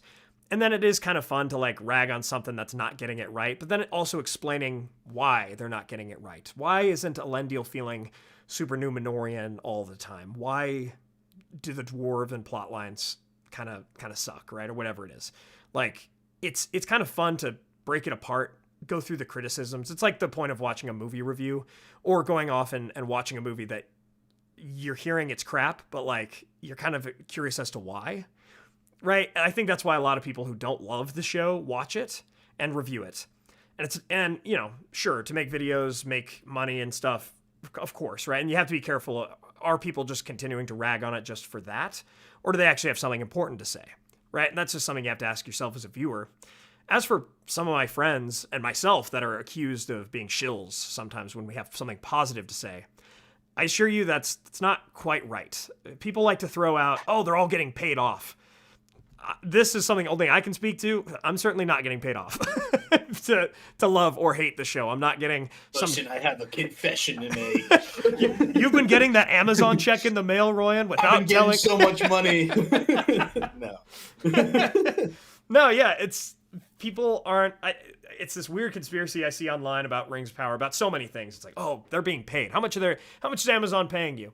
I assure you that's not the case. And like, I talk to a lot of Lord of the Rings YouTubers. Love all of them, right? They're all great, right? And yeah, we all kind of do have some similar thoughts on the show, right? About what's going to be the rougher plot lines, what's going to be the better stuff. So I guess my only ask of you guys as viewers would just be like, see us as people too, right? Like, extend us that courtesy of just like, oh yeah, like they're not going to love the show entirely. They're not going to hate the show entirely. Don't go after other channels for liking the show. Don't go after other channels for hating the show.